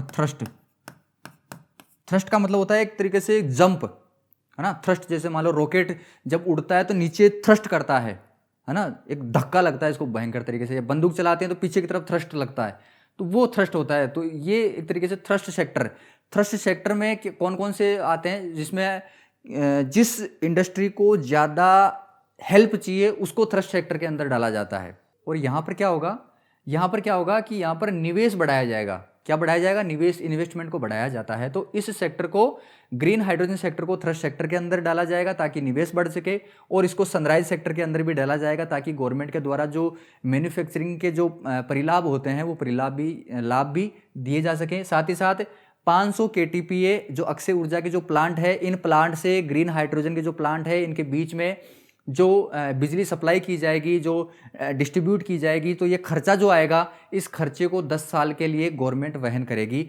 लेकिन पूरा वहन नहीं करेगी, मात्र और मात्र 10% का यहाँ पर छूट दी जाएगी, मात्र और मात्र 10% की छूट दी जाएगी यहाँ पर। साथ जब, अच्छा ये भी याद रखना कि ये जो अक्षय ऊर्जा का जो प्लांट है, अगर ये हमारी राजस्थान सरकार का है तो 10% की छूट दी जाएगी। अगर थर्ड पार्टी का है, जो प्राइवेट है, तो प्राइवेट होने के बाद में यहाँ पर 30% की छूट दी जाएगी। कितनी? 30% की यहाँ पर छूट दी जाएगी। कहाँ पर लिखा हुआ था? अक्षय ऊर्जा खरीदने पर अतिरिक्त और क्रॉस सब्सिडी। अच्छा 30% नहीं है, 30% तो कहाँ पर था? ये था। अच्छा, लेकिन ये याद रखना, अतिरिक्त छूट दी जाएगी, साथ ही साथ क्रॉस सब्सिडी सरचार्ज दिया जाएगा 10 वर्षों तक। ओके। रिफ्ट 2022 ये जो योजना है, इन्वेस्टमेंट प्रमोशन की योजना है, इस योजना के तहत विभिन्न छूट दी जाएगी और जल की उपलब्धता भी यहाँ पर करवाई जाएगी। अगर परिशोधित, अगर जो शुद्ध किया हुआ जल काम में ले रहे हो या फिर खारा जल काम में ले रहे हो ग्रीन हाइड्रोजन बनाने के लिए, तो यहाँ पर गवर्नमेंट 30% का अनुदान देगी। क्या देगी? 30% का अनुदान देगी। अब ये 30% का ऐसे नहीं कि मतलब कितना भी हो सकता है। जैसे 30%, जैसे मान लो 100 करोड़ हो गए, है ना, 100 करोड़ का खर्चा आ रहा है, तो 100 करोड़ का 30% कितना हो गया? 30 करोड़। लेकिन यहाँ पर लिमिट बांध रखी है। यहाँ पर क्या बांध रखा है? लिमिट बांध रखी है कि भाई अधिकतम आपको 5 करोड़ रुपए तक का अनुदान आपको दिया जा सकता है। तो ये आपका ग्रीन हाइड्रोजन नीति थी, जो कि मेंस के लिहाज से बहुत ज़्यादा इंपॉर्टेंट है। आगे बात करें, राष्ट्रीय ग्रीन हाइड्रोजन नीति 2022 में लागू कर दी गई है। और ग्रीन हाइड्रोजन किसे कहते हैं? जब अक्षय ऊर्जा का उपयोग करके जल के इलेक्ट्रोलाइसिस का मतलब वही है विद्युत अपघटन। तो विद्युत अपघटन से हाइड्रोजन जब बनाई जाती है तो इस हाइड्रोजन को क्या बोला जाता है? ग्रीन हाइड्रोजन बोला जाता है। चलें आगे देखो, केंद्रीय पर्यटन मंत्रालय, हमारे जो सेंट्रल गवर्नमेंट का जो पर्यटन मंत्रालय है, इस मंत्रालय के द्वारा राजस्थान के 2 गांवों को पुरस्कार दिया गया है। तो ये बहुत ज़्यादा इंपॉर्टेंट है एग्जाम के लिहाज से, याद रखना भाई साहब। हमारे राजस्थान के 2 गांवों को केंद्रीय पर्यटन मंत्रालय के द्वारा पुरस्कार दिया गया है। कौन कौन से गांव है? देखो, एक तो चित्तौड़गढ़ का गांव है, कौन सा? मीनल गांव। कौन सा? मीनल। ये कौन से जिले का है? ये चित्तौड़गढ़ जिले का है। और दूसरा गांव है नौरंगाबाद। नौरंगाबाद कहाँ पर है, ये कौन से जिले में है, ये अलवर में है। कहाँ पर है, अलवर में है। साथ ही साथ ये भी याद रखना, मीनल को रजत पदक दिया गया है, नौरंगाबाद को कांस्य पदक दिया गया है। दोबारा से बताओ, देखो हमारे केंद्रीय पर्यटन मंत्रालय के द्वारा राजस्थान के 2 गांवों को यहाँ पर पर्यटन के लिए पुरस्कार दिया गया है। अब बताओ फटाफट वो कौन कौन से गांव है। पहला तो चित्तौड़गढ़ का है कौन सा, मीनल गांव। कौन सा गांव है, मीनल। और एक अलवर का गांव है कौन सा, नौरंगाबाद। इन दोनों को क्या दिया गया है, पर्यटन के लिए पुरस्कार दिया गया है। अच्छा, पुरस्कार कौन सा है ये भी याद रखना, ग्रामीण पर्यटन ग्राम पुरस्कार, ग्रामीण पर्यटन ग्राम पुरस्कार के लिए यहाँ पर पुरस्कार दिया गया है। आगे बात करें, केंद्रीय रक्षा मंत्री कौन है, राजनाथ सिंह जी के द्वारा भाई साहब पूरे देश में 23 नए सैनिक स्कूल खोले जाएंगे, ये घोषणा की है। केंद्रीय रक्षा मंत्री कौन है, राजनाथ सिंह जी के द्वारा घोषणा की गई कि भाई हमारे भारत देश में 23 नए सैनिक स्कूल खोले जाएंगे। अब इन 23 नए सैनिक स्कूलों में से भाई साहब 4 जो सैनिक स्कूल हैं वो हमारे राजस्थान में खोले जाएंगे। और याद रखना ये कौन कौन से स्कूल हैं, ये एग्जाम में पूछा जा सकता है। तो पहला सैनिक स्कूल हमारे जयपुर में खोला जाएगा, कौन सा है, भवानी निकेतन स्कूल। भवानी निकेतन स्कूल में आपका सैनिक स्कूल खोला जाएगा, ठीक है। दूसरा है भारतीय पब्लिक स्कूल, इसके अंदर भी सैनिक स्कूल खोला जाएगा। ये कहाँ पर है, सीकर में है। कहाँ पर है, सीकर में। भारतीय पब्लिक स्कूल सीकर, भवानी निकेतन स्कूल जयपुर। और तीसरा आपका हो जाता है श्री हनुवंत सिंह स्कूल चौपासनी, ये कहाँ पर है, जोधपुर में है। और गुड डे डिफेंस स्कूल ये कहाँ पर है, ये आपका हनुमानगढ़ में है। प्रश्न पूछा जा सकता है कि कौन से स्कूल हमारे राजस्थान में, कौन से सैनिक स्कूल हमारे राजस्थान में नहीं खोले जाएंगे। अभी जो हाल ही में जो घोषणा की गई राजनाथ सिंह जी के द्वारा, ऐसे पूछा जा सकता है। तो चारों याद रखना, पहला आपका भवानी निकेतन स्कूल आपका जयपुर वाला, दूसरा आपका भारतीय पब्लिक स्कूल आपका सीकर वाला, तीसरा आपका हो जाता है श्री हनुवंत सिंह स्कूल चौपासनी, कहाँ पर है, जोधपुर में है। और चौथा आपका है good day defence school Hanumangarh. चारों आपको याद रहने चाहिए। और सभी जो स्कूल है ये PPP model, triple P model, PPP ये क्या होता है, पब्लिक प्राइवेट पार्टनरशिप। कहने का मतलब देखो हमारे भारत में, हमारे देश में जो भी सिस्टम चल रहा है वो 3 तरीके से चल रहा है। वो सिस्टम 3 तरीके से 3 ग्रुप के द्वारा चलाया जा रहा है। पहला तो आपका पब्लिक, कहने का मतलब टोटल गवर्नमेंट।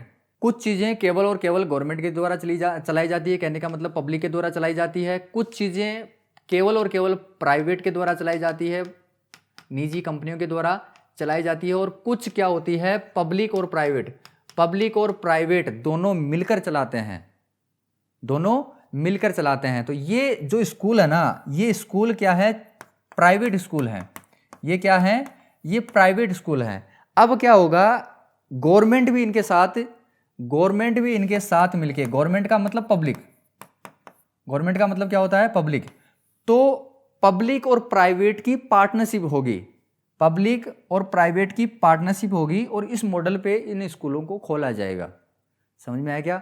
अरे अगर आप हनुमानगढ़, जोधपुर, सीकर, जयपुर कहीं से तो होंगे, कुछ लोग तो होंगे, तो आपको पता होना चाहिए ये सारी जो स्कूलें हैं ये क्या हैं, ये प्राइवेट स्कूल हैं। ये क्या है, प्राइवेट स्कूल हैं। अब गवर्नमेंट इनके साथ मिलके सैनिक स्कूल खोलेंगी।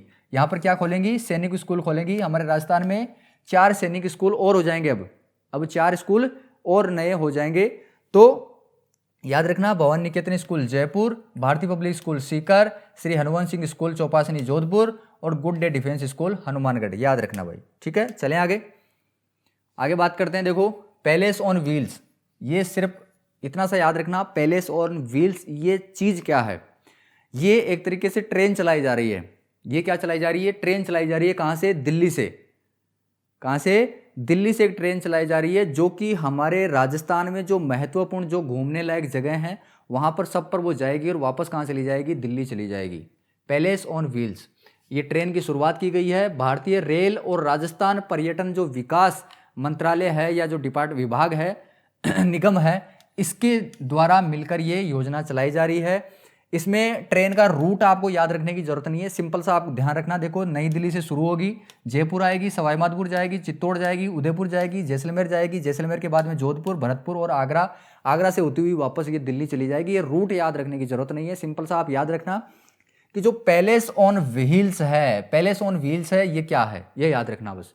ये ट्रेन है जो कि दिल्ली से रवाना होगी, हमारे राजस्थान के जो महत्वपूर्ण जो पर्यटन के स्थल है यहाँ पर घुमा के वापस कहाँ जाएगी, ये दिल्ली जाएगी। और किसके द्वारा चालू की गई है, सीधी सी बात है, रेल मंत्रालय होगा, ठीक है, रेल विभाग होगा, और साथ ही साथ हमारा क्या होगा, हमारे राजस्थान का जो पर्यटन विभाग है, पर्यटन निगम है, उसके दोनों के द्वारा ये मिलकर ये चलाई जा रही है। ठीक है, आगे बात करें तो धौलपुर में एक कंबाइंड गैस आधारित परियोजना चल रही है। परियोजना का मतलब सीधा सा मतलब है यहाँ पर एक इंडस्ट्री, एक उद्योग चल रहा है, इतना सा याद रखना। धौलपुर में क्या है, गैस से बिजली बनती है, धौलपुर में गैस से बिजली बनती है, और इसको क्या बोला जाता है, धौलपुर कंबाइंड गैस आधारित परियोजना। कब शुरुआत की गई इसकी, शुरुआत याद रखना 1 मार्च 2008 से। अब क्यों बताई जा रही है, क्योंकि ये यहां पर क्या हुआ था, देखो जहां पर भी बिजली बनती है तो वहां पर यूनिट्स लगे हुए रहते हैं। यूनिट का मतलब जैसे मान लो कहीं पर भी बिजली बन रही है तो एक जगह से बिजली नहीं बनती है, वो अलग अलग इकाइयां होती है, वहां पर क्या होती है, इकाइयां होती है। तो यहाँ पर धौलपुर कंबाइंड गैस आधारित जो परियोजना है, यहाँ पर 4 इकाइयां थी पहले, है ना। इन 4 इकाइयों में से अभी न्यूज़ में यह था कि एक इकाई पहले से बहुत सालों से वो बंद पड़ी थी, वो इकाई वापस से क्या हो गई है, वो शुरू कर दी गई है। वो इकाई, वो जो यूनिट है वो वापस से शुरू कर दी गई है। तो इसलिए क्या हुआ, सितंबर के अंदर ये न्यूज़ में थी। तो धौलपुर कंबाइंड गैस आधारित परियोजना यहाँ पर, अच्छा 4 नहीं थी, 3 थी, कितनी थी, 3 इकाइयाँ थी, और हर एक इकाई की जो कैपेसिटी है बिजली बनाने की वो 110 मेगावाट है, 110 मेगावाट, समझ रहे हो। कुल 3 इकाइयाँ थी, प्रत्येक 110 वाट की यहाँ पर मेगावाट की क्षमता है। और राजस्थान राज्य विद्युत उत्पादन निगम, राजस्थान राज्य विद्युत उत्पादन निगम के द्वारा यहाँ पर बिजली बनाई जाती है। कहने का मतलब ये गवर्नमेंट यहाँ पर बिजली बनाती है, कोई प्राइवेट नहीं है, यहाँ पर गवर्नमेंट राजस्थान राज्य विद्युत उत्पादन निगम के द्वारा यहाँ पर बिजली बनाई जाती है। और भाई साहब यहाँ से जो कॉमर्शियल जो प्रोडक्शन है, मतलब बिजली बेचने के लिए जो बिजली बनाई गई, वो उसकी शुरुआत कब हुई, 1 मार्च 2008 से। ठीक है, याद रह जाएगा मेरे हिसाब से। तो इस पेज में याद रखने लायक कौन सी चीज़ है कि पैलेस ऑन व्हील्स क्या है, ये एक ट्रेन है जो कि दिल्ली से चलेगी, हमारे राजस्थान में घूमकर वापस कहाँ जाएगी, दिल्ली जाएगी, बस इतना सा याद रखना है। भारतीय रेल और राजस्थान का जो पर्यटन विकास निगम लिमिटेड है, निगम है, उसके द्वारा मिलकर ये शुरू की गई है। धौलपुर कंबाइंड गैस आधारित जो परियोजना है, यहाँ पर क्या थी, 3 इकाइयाँ थी, उनमें से एक इकाई बंद हो गई थी कुछ सालों से, उसको वापस चालू किया गया है। और यहाँ पर क्या है कि प्रत्येक इकाई की जो क्षमता है वो 110 मेगावाट की है। और साथ ही साथ इसकी शुरुआत कब की गई, 2008 से शुरू किया गया। और यहाँ पर बिजली कौन बना रहा है, राजस्थान राज्य विद्युत उत्पादन निगम लिमिटेड। बस इतनी सी बात आपको याद रखनी है। चलें आगे, मेरे हिसाब से आपको याद हो गया होगा, चलते हैं आगे। ये सबसे टफ चीज़ है, ये सबसे ज़्यादा टफ चीज़ है जिसको याद रखना बहुत ज़्यादा ज़रूरी है। यहाँ से प्रश्न भी बहुत पूछे जाते हैं, क्यों, क्योंकि अलग से सेक्शन होता है पुरस्कार का, खेल का, है ना, जो चर्चित जो व्यक्ति हैं। तो देखो, राजस्थान साहित्य अकादमी का पुरस्कार दिया गया है, के द्वारा पुरस्कार दिया गया है 2023-24 में, कहने का मतलब सितंबर में दिया गया है। तो देखो ये पुरस्कार हैं और ये लोग आपको दिख रहे होंगे। तो पहले याद करते हैं, देखो मीरा पुरस्कार, ये सब क्या है, ये पुरस्कार है, ये पुरस्कार से सम्मानित लोग हैं। और किस चीज़ के लिए पुरस्कार दिया गया, ये यहाँ पर इसका कॉलम बनाया हुआ है। तो मीरा पुरस्कार ये रतन कुमार सांबरिया जी को दिया गया। रतन कुमार सांबरिया जी कहाँ के हैं, जयपुर के हैं। और किस चीज़ के लिए दिया गया, सांप, जो इनका उपन्यास है, उपन्यास कहने का मतलब नॉवेल, इस चीज़ के लिए इनको क्या दिया गया है, पुरस्कार दिया गया है। किसके द्वारा, राजस्थान साहित्य अकादमी के द्वारा, राजस्थान साहित्य अकादमी के द्वारा। कब, सितंबर के अंदर। डेट आपको याद रखने की जरूरत नहीं है, सिंपल सा याद रखना, रतन कुमार सांबरिया जी जो कि जयपुर के हैं, इनको मीरा पुरस्कार दिया गया है। किस चीज़ के लिए, सांप उपन्यास के लिए। भाई साहब याद कैसे रखूँ, तो सिंपल सा देखो कि मीरा जी जो थे वो कृष्ण जी की भक्ति किया करते थे, कृष्ण जी को बहुत चाहते थे, बहुत ज़्यादा प्रताड़ित किया गया उनको कि वो कृष्ण जी की भक्ति छोड़ दे, तो उनके शरीर पे बहुत सारे सांप चढ़ा दिए गए। मीरा जी के शरीर पे, बदन पे बहुत सारे सांप चढ़ा दिए गए। कहाँ पर? कहाँ पर चढ़ा दिए गए? सांबर के अंदर। भाई सांबर के अंदर बैठ के वो क्या कर रहे हैं? कृष्ण जी की भक्ति में लीन हो रखे हैं, उनकी भक्ति कर रहे हैं वहाँ पर, है ना, ध्यान लगाए हुए हैं। लेकिन उनको प्रताड़ित करने के लिए, उनका ध्यान भंग करने के लिए उनके शरीर पे सांप बहुत चढ़ा दिए गए लोगों के द्वारा, उनको बहुत ज़्यादा परेशान किया गया, है ना, सांबर के अंदर। बस मैं एक कहानी बता रहा हूँ। लेकिन वो क्या थे? एक तरीके से रत्न की तरह थे। मीरा जी जो थे वो रत्न की तरह थे, उनको कोई फर्क नहीं पड़ता था, वो अपनी भक्ति में बहुत मस्त तरीके से वो लीन हुआ करते थे। तो ऐसे आप याद रख लेना कि मीरा जी के शरीर के, बदन के ऊपर बहुत सारे सांप चढ़ाए गए उनको, उनकी भक्ति को भंग करने के लिए। लेकिन वो क्या थे? एक तरीके से रत्न की तरह हुआ करते थे। अच्छा, ये सारी चीज़ें कहाँ पर घटित हो रही है? ये सांबर के अंदर घटित हो रही है। सांबरिया से मैंने निकाल लिया सांबर, बस याद हो जाएगा मेरे हिसाब से। तो बताओ देखिए फटाफट, मीरा पुरस्कार किसको दिया गया? रतन कुमार सांबरिया जी को। ये कहाँ के हैं? ये जयपुर के हैं। और साथ ही साथ यहाँ पर किस चीज़ के लिए दिया गया? सांप उपन्यास के लिए इनको पुरस्कार दिया गया। दूसरे पुरस्कार की अगर बात की जाए, साहित्य मनीषी, साहित्य मनीषी किनको दिया गया? वेद व्यास जी को दिया गया है। साहित्य मनीषी किनको दिया गया? वेद व्यास जी को दिया गया। अब भाई साहब मैं याद कैसे रखूं? तो भाई साहब सीधी सी बात है, वैदिक साहित्य, वेद से बना लो वैदिक, यहाँ पर साहित्य ऑलरेडी दे रखा है तो यहाँ पर आप मैच कर सकते हो। तो यहाँ पर देखो, सबसे पहले तो समझो कि ये प्रश्न कैसे आते हैं। प्रश्न यहाँ से आएंगे तो वो कैसे आएंगे? मिलान करने वाले प्रश्न आते हैं। बहुत कम चांस बनता है कि अकेला प्रश्न आए, यहाँ से मिलान करने वाले प्रश्न आते हैं। जैसे यहाँ पर मीरा पुरस्कार दे दिया तो उसके सामने लिख दिया चेतन औदिच्य, है ना, और फिर लिख दिया सुधींद्र पुरस्कार। तो यहाँ पर इस तरीके से उल्टा पुल्टा लिख लगा के फिर आपको मिलान करना होता है। मैंने हमारे दूसरा जो चैनल है सिविल सागर 2.0, उसके ऊपर आपको डेली एक शॉर्ट वीडियो मिल जाता है, जो कि जो करंट का जो क्वेश्चन है, जो करंट के जो क्वेश्चन है इस मंथ के, उनके ऊपर आपको एक एक, दो दो, तीन तीन प्रश्न आपको डेली आपको मिलते जाते हैं, जो बहुत ज़्यादा इंपॉर्टेंट है। उनको याद भी वहाँ पर करवाया जाता है। तो मेरे हिसाब से अगर आप वो देख रहे हो और अगर ये वीडियो देख रहे हो तो मेरे हिसाब से आपको कोई तकलीफ नहीं आएगी राजस्थान करंट अफेयर के अंदर। ओके, तो देखो जिस तरीके से मैंने आपको ये सांप वाला, रतन कुमार, ये मेरा पुरस्कार याद करवाया, उसी तरीके से मैं सारी चीज़ें आपको बहुत अच्छे तरीके से रिवाइज करवा दूंगा, याद करवा दूंगा, आपके दिमाग के अंदर फीड करवा दूंगा। ओके, चले आगे। तो वेद व्यास जी को क्या दिया गया? साहित्य मनीषी पुरस्कार दिया गया। याद रख लोगे, वेद से बन जाएगा वैदिक, और यहाँ पर साहित्य दे रखा है तो वैदिक साहित्य। आगे बात करें तो देखो, जनार्दन राय नागर सम्मान जो पुरस्कार है ये दिया गया डॉक्टर रणजीत जी को। ये किसको दिया गया? डॉक्टर रणजीत जी को दिया गया है। भाई याद कैसे रखूं? याद रखने का सीधा सा मतलब देखो, यहाँ पर देखो मतलब क्या है, याद कैसे रखा जाए। देखो, जनार्दन राय, जनार्दन का मीनिंग आप अगर आपको पता है तो अच्छी बात है, नहीं पता है तो गूगल करके देखना। जनार्दन का मतलब होता है कि ऐसा आदमी जो कि जन्म और मरण का जो ये चक्कर है, इस चक्कर से बाहर निकाल दे किसी को। ऐसा आदमी जो किसी को जन्म और मरण के चक्कर से बाहर निकाल दे, तो उस आदमी को जनार्दन बोला जाता है। जैसे लोग भक्ति में लीन हो जाते हैं या पहाड़ों के अंदर चले जाते हैं और वहाँ पर ध्यान लगाने लग जाते हैं, भगवान की प्राप्ति करने की कोशिश करते हैं, तो उनका सीधा सा मीनिंग ये निकलता है कि भाई ये जो जन्म और मरण का जो चक्कर होता है, इस चक्कर से वो बाहर निकलना चाहते हैं। एक पौराणिक जो कथाएं हैं उनमें ये आपको पता होना चाहिए कि भाई अपन मर जाएंगे तो बाद में क्या होगा, दोबारा से हमारा जन्म होगा पृथ्वी के ऊपर, है ना। तो हम हो सकता है कि हम कीड़े बन जाएं या भैंस बन जाए, गाय बन जाए, है ना, सांड बन जाए, कुछ भी बन सकते हैं, सांप भी बन सकते हैं। तो इस तरीके से जो कथाएं हैं, अब ये क्या सच है क्या झूठ है हमें नहीं पता, लेकिन ऐसा माना जाता है। और अगर कोई आदमी भगवान की प्राप्ति कर लेता है, अपने आप को जान लेता है, तो ये जो चक्र है, मरेगा जिएगा मरेगा जिएगा, तो इस चक्कर से वो बाहर निकल सकता है।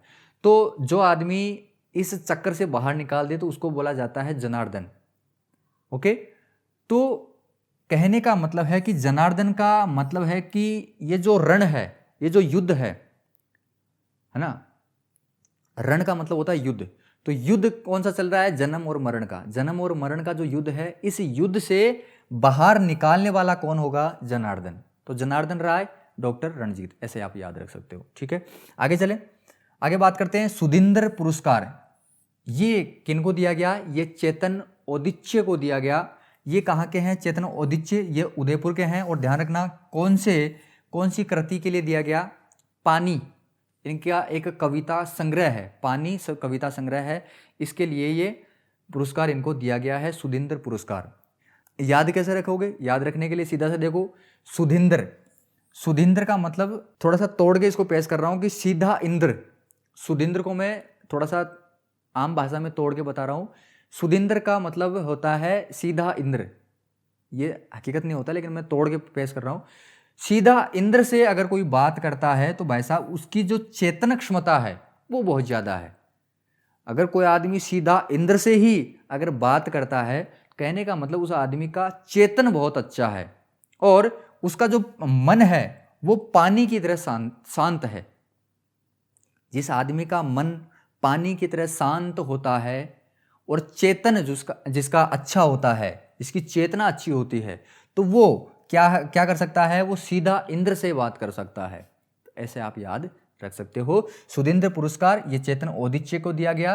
किस चीज़ के लिए? पानी जो कविता संग्रह है, इस चीज़ के लिए। ठीक है, आगे बात करें। रांगे राघव पुरस्कार ये किनको दिया गया? ये पुरुषोत्तम पोमल जी को दिया गया। पुरुषोत्तम पोमल जी को दिया गया। पुरुषोत्तम पोमल जी कहाँ के हैं? जालोर के हैं। और भाई साहब किस चीज़ के लिए दिया गया?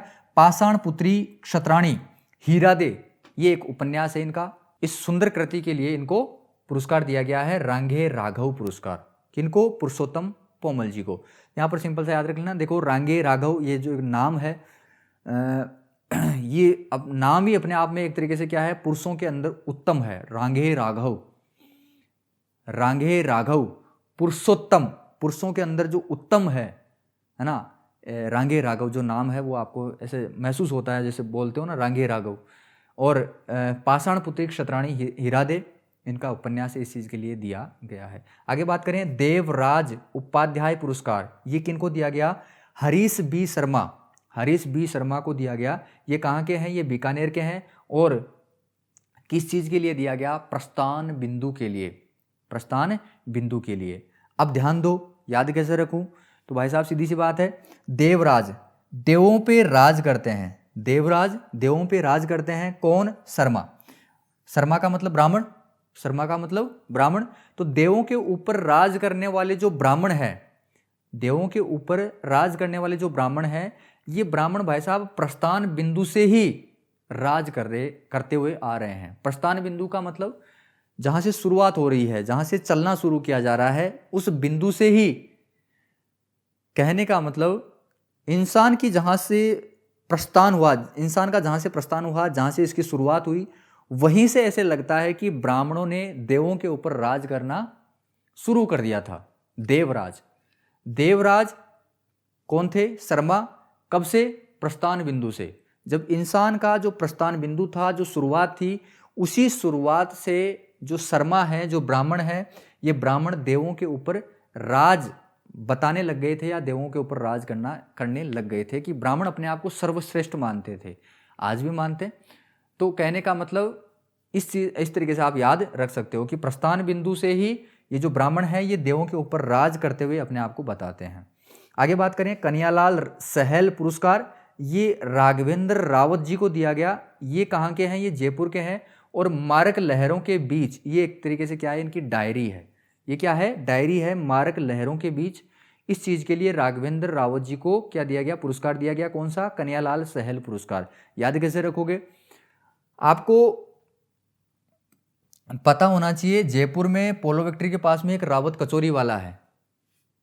जयपुर में जब सिंधी कैंप आप उतरते हो तो वहीं पर पोलो फैक्ट्री है। पोलो फैक्ट्री के पास में यहाँ पर एक क्या है? रेस्टोरेंट है, रावत कचौरी, है ना। रावत कचौरी मिष्ठान भंडार कुछ इस तरीके से कुछ फेमस है बहुत ज़्यादा। तो वहाँ की अगर कचौरी खाओगे तो वहाँ पर बहुत तीखा, वो कचौरी बहुत तीखी होती है, बहुत ही मतलब कानों के अंदर झंझनाहट, खोपड़ी के अंदर झंझनाहट चालू हो जाती है, इतनी ज़्यादा जो मिर्च होती है उसके अंदर, कचौरी के अंदर, रावत कचौरी वाले के अंदर, है ना। तो रावत कचौरी जो है उसको सहन कर सकते हैं, सहल से मैं बना रहा हूँ सहन, तो रावत कचौरी को सहन कर सकते हैं कौन? कन्हैयालाल। भाई साहब भगवान की ही हिम्मत है उस कचौरी को सहन कर ले। अदरवाइज आम आदमी के पेट में क्या होता है, आम आदमी के पेट में मारक लहरें चलने लग जाती है, मतलब गुड़ गुड़ गुड़ गुड़ ऐसा होने लग जाती है, बहुत ज़्यादा उसमें मिर्च होती है। ये कहानी है, क्या है? कहानी है, इसमें वास्तविकता कुछ भी नहीं है। रावत कचौरी वाला बहुत अच्छा है और बहुत ही शानदार उसका फीडबैक आता है। जब आप जयपुर जाओ, सिंधी कैंप उतरो, तो वहीं पर पास में है रावत कचौरी वाला, तो वहाँ पर ट्राई करना, बहुत ही शानदार, ज़बरदस्त। तो रावत कचौरी वाले हम तो ये कहानी है कि रावत कचौरी के अंदर बहुत ज़्यादा मिर्च है। इस इतनी मिर्च होने के बाद में क्या होता है कि सहन करने की जो क्षमता है वो केवल और केवल कन्हैयालाल के अंदर होती है, भगवान के अंदर होती है। क्यों? क्योंकि आम आदमी के पेट में क्या होती है, मारक लहरें हो जाती है, मारक लहरें, मारने वाली लहरें पैदा हो जाती है, गुड़ गुड़ गुड़ गुड़ ऐसे स्टार्ट हो जाती है। तो इस बीच में, मारक लहरों के बीच में इंसान जिंदा नहीं रह पाता है, वो मर जाता है। ओके, तो इस तरीके से आप याद रख सकते हो। तो भाई साहब सीधी सी बात है, ये अपन ने 7 पुरस्कार देख लिए हैं। याद करवा देता हूं मैं दोबारा से, हालांकि आपको याद हो गया होगा, दोबारा से मैं बता देता हूं। देखो, मीरा जी तो थे, ये सांबर के अंदर क्या कर रहे हैं, कृष्ण जी का ध्यान लगा के बैठे हुए हैं। लेकिन जो लोग हैं, जो दुश्मन होते हैं, वो सीधी सी बात है, इनको कृष्ण जी की भक्ति करने नहीं देते थे। तो इनका जो भक्ति है उनको भंग करने के लिए क्या कर रहे थे, ये सांप इनके बदन पे चढ़ा दिया करते थे। लेकिन मीरा जी क्या थे, एक तरीके से रत्न थे, अपने आप में क्या थे, रत्न थे, और लोगों से बहुत ज़्यादा अपने आप को रत्न माना करते थे, और वो एक्चुअल में थे भी बहुत ज़्यादा। ठीक है, तो कृष्ण जी की भक्ति में वो लीन रहा करते थे, है ना, ऐसे याद रख सकते हो। आगे बात करें साहित्य मनीषी, तो वैदिक साहित्य ऐसे याद रख सकते हो। भाई अपन तो ये प्रश्न कब पूछे जाएंगे, जब ऑब्जेक्टिव एग्जाम होगा। ऑब्जेक्टिव एग्जाम में अपन आराम से कनेक्ट कर सकते हैं वेद साहित्य, है ना, सांप, रत्न और मीरा, ऐसे याद रख सकते हो। आगे देखो, आगे बात की जाए, जनार्दन का मतलब होता है जन्म और मरण का जो रण है, ये जो युद्ध है, इस युद्ध में जो जीत करवा दे उसी को क्या बोला जाता है, जनार्दन राय। इसको क्या बोला जाता है, जनार्दन राय। आगे बात करें, सीधा इंद्र से बात कौन कर रहा है, जिसकी चेतन क्षमता अच्छी है और इसका जो मन जो है वो पानी की तरह शीतल है। ओके, आगे बात करें रांगे राघव, ये नाम ही एक तरीके से अपने आप में बहुत ज्यादा उत्तम लगता है, पुरुषों के अंदर उत्तम लगता है। जिसका नाम है रांगे राघव, वो क्या है, एक तरीके से पुरुषों के अंदर उत्तम है। और पाषाण पुत्री क्षत्राणी हीरादे, ये इनका उपन्यास है। इस चीज के लिए इनको क्या दिया गया है, पुरस्कार दिया गया है राजस्थान साहित्य अकादमी के द्वारा। आगे बात की जाए, देवराज उपाध्याय पुरस्कार, ये जो है ये पुरस्कार दिया गया हरीश बी शर्मा को। तो यहां पर देखो याद कैसे किया था कि देवों के ऊपर हम राज करते हैं, कौन, ब्राह्मण बताते हैं कि भाई हम देवों के ऊपर राज करते हैं। और ये कब से बताने लग गए थे, ये इंसान का जो शुरुआती जो बिंदु था, शुरुआती जो दौर था, उसी टाइम से ये जो ब्राह्मण है अपने आप को क्या बताते हैं कि भाई हम क्या हैं, देवों के ऊपर राज करते हैं, ऐसे याद रख सकते हो। आगे बात की जाए तो भाई देखो, कन्हैयालाल ही सहन कर सकते हैं। कन्हैयालाल सहल से क्या याद रखोगे, कन्हैयालाल ही सहन कर सकते हैं किस चीज को, रावत कचौरी वाले की कचौरी को, क्योंकि वहां पर बहुत ज्यादा मिर्च है। और इस ज्यादा मिर्च होने की वजह से क्या है कि आम आदमी के पेट में क्या होती है, मारक लहरें पैदा हो जाती है। आम आदमी के पेट में मारक लहरें पैदा हो जाती है, और मारक लहरों के बीच में क्या है, एक आम आदमी वहां पर टिक नहीं पाता। इसलिए केवल और केवल कन्हैयालाल ही सहन कर सकते हैं, भगवान ही इसको सहन कर सकते हैं। भाई साहब मेरे हिसाब से आपको ये सारी चीजें याद हो गई होगी। अगर आपको अब ऑब्जेक्टिव आपसे प्रश्न करवाया जाए तो ये आप कर सकते हो। तो इसी तरीके से मैं पूरा राजस्थान करंट अफेयर और पूरा राजस्थान जो जीके है, स्टैटिक पोर्शन है, उसको मैं याद करवाता हूँ। मेरे हिसाब से अगर आप हमसे पहले जुड़े हुए हैं तो आपको पता होना चाहिए कि हमने बहुत सारे टॉपिक ऐसे हैं जिनको याद करने में महीने लग जाते हैं, लेकिन हमने आपको आधे घंटे में, 1 घंटे में वो कंप्लीट करवाया है। पूरा टॉपिक अच्छे तरीके से आपके दिमाग में फीड करवाया। तो आप जाके देख सकते हैं, हमने प्लेलिस्ट बना रखी है। आगे देखिए, कुछ और रह गए हैं,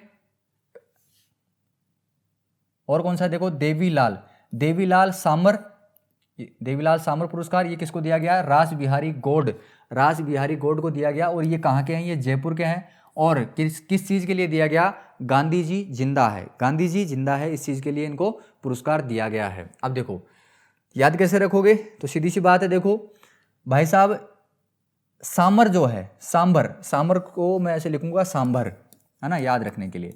सांबर में आपको पता है नमक पैदा होता है, वहां पर लूण पैदा होता है वहां पर।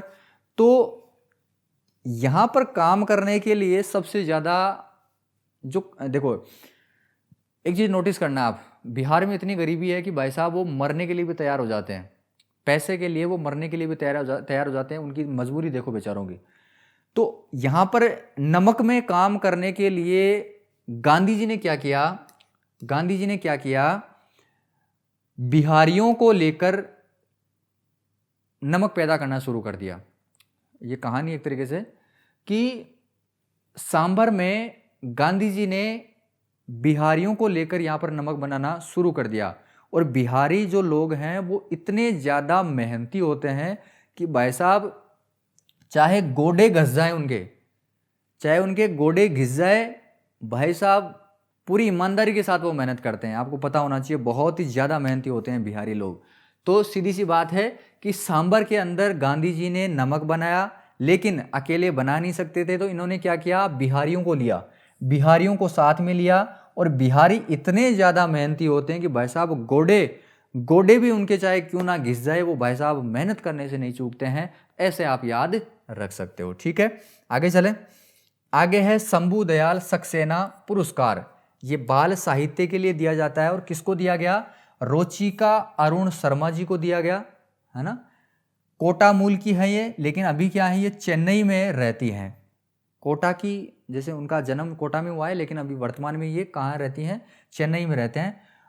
तो शंभू दयाल सक्सेना जो पुरस्कार है ये दिया गया है किस चीज़ के लिए, किताबों से बातें। ये एक तरीके से बाल साहित्य है, ये कोई कृति है बच्चों के लिए, किताबों से बातें। तो ये इनको दी गई है, रोचिका अरुण शर्मा जी को। याद कैसे रखोगे, देखो सक्सेना से मैं निकाल रहा हूं शख्स, क्या निकाल रहा हूं, शख्स।